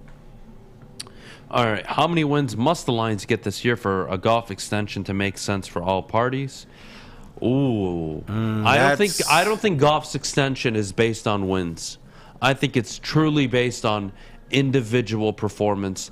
Can he look like the Jared Goff that was throwing darts around to Brandon Cooks and Gerald Everett back in Los Angeles? If he is the reason why they're winning games and he's also not the reason why they're losing, I think Brad Holmes has a tough decision to make. Me personally, I wouldn't extend him. I have him for the next, 2-3 years? I'm chilling. I'm under no pressure right now. No pressure at all to trade him, cut him, or do anything with him. If he sucks, I draft my franchise quarterback. If he's good, I'll draft my franchise quarterback. If he's great, I'll still make a decision whether or not I want to draft somebody younger and move on with a rookie contract, and then I could trade him. And his value is likely up at the time if he's playing exceptionally. Lions have a lot of options, none of which I believe are based on win total. Waffles or pancakes? Are they Belgium waffles? Yeah, I don't like the Lego waffles or Eggo, whatever Lego they're called. Lego. Yeah, Lego my Eggo, no. Yeah, I like Belgian waffles more than pancakes.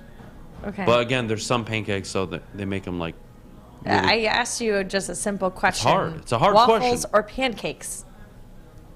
That's the way he rolls. I'll go with waffles. Okay. Terry? Waffles. Alex? What the hell's going on? Yeah. Yeah, your name's Alex.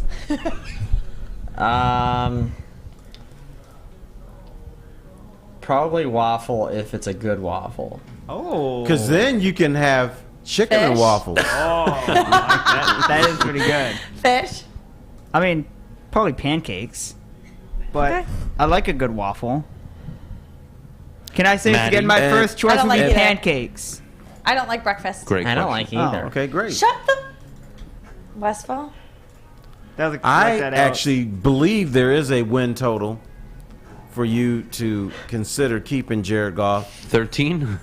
14? Nah, 11. This year? They'd have to win 11 games for me to want to keep him. 11 might win you the division. He's got to win But the again, division. I wouldn't assign a win total because are you winning in spite of him or because of him? I think that matters too. But he's doing his part, and you can win. If you can win 11 games this year, it means you can win 11 or 12 down the road because a lot of things have to go right. Yes, the running game has to go right. The coaching staff has to be on point. Jared Goff is not making stupid mistakes because if he's making stupid mistakes and turning the ball over, you're not going to win 11 games no matter how good your running game is, no matter how dominant Aiden Hutchinson is. So he would be doing his part to make this a winning franchise. If he can win 11 this year, I would keep him or consider keeping him. All right, I'm good with that. Maddie, I hate you. How do you not eat waffles or pancakes? I have a lot of food allergies, so I can't eat a lot. What are you allergic to? I'm allergic Good to egg food? yolks. So you can't hate her. yeah. I mean, Yeah. to be fair, I don't eat a lot of breakfast either. Only if I'm forced to. So I'm not a huge What? breakfast person. Technically, you eat breakfast every day. Who forces you to eat breakfast? Yeah, because my Fish? parents forced me to eat breakfast. They're like, here, you got to eat breakfast. no. I'd go the whole day just to lunch without Fish, eating anything. you should sleep over at my house. I'd go this 6 or weekend. 7 hours without eating force- breakfast. I'll show you how to force somebody to I eat find it breakfast. completely Fish. normal. Do you know that if you don't eat in the morning and your first meal of the day is a hamburger at noon, technically that's breakfast because breakfast is you're breaking the fast from not eating So overnight. every Tuesday, tacos are my breakfast? You can have taco breakfast, yes. Okay. I hope you all have a great I Wednesday. don't eat at normal time. Is that better? What day is it? Okay. Wednesday. And What I day hope is you all it? have a great Wednesday. What day is I it? hope you all have What day a is it? great Wednesday. Why do you have to be an ass? What day is it? Just say it. You know what? It's going to make you feel better. Adam. What day is I it? hope all of you enjoy the rest of your stupid hump day. Yeah! Oh, yeah. And I will see all of you tomorrow, Thursday. I'll probably see you later today on the bottom line, What's too. that? Big D Energy 1101. Make sure you're tuning in. If you haven't liked the video, make sure you like it. And if you aren't subscribed to the channel, make sure you're subscribed. We got to get the hell out of here. I know. Was it that hard? Come on now.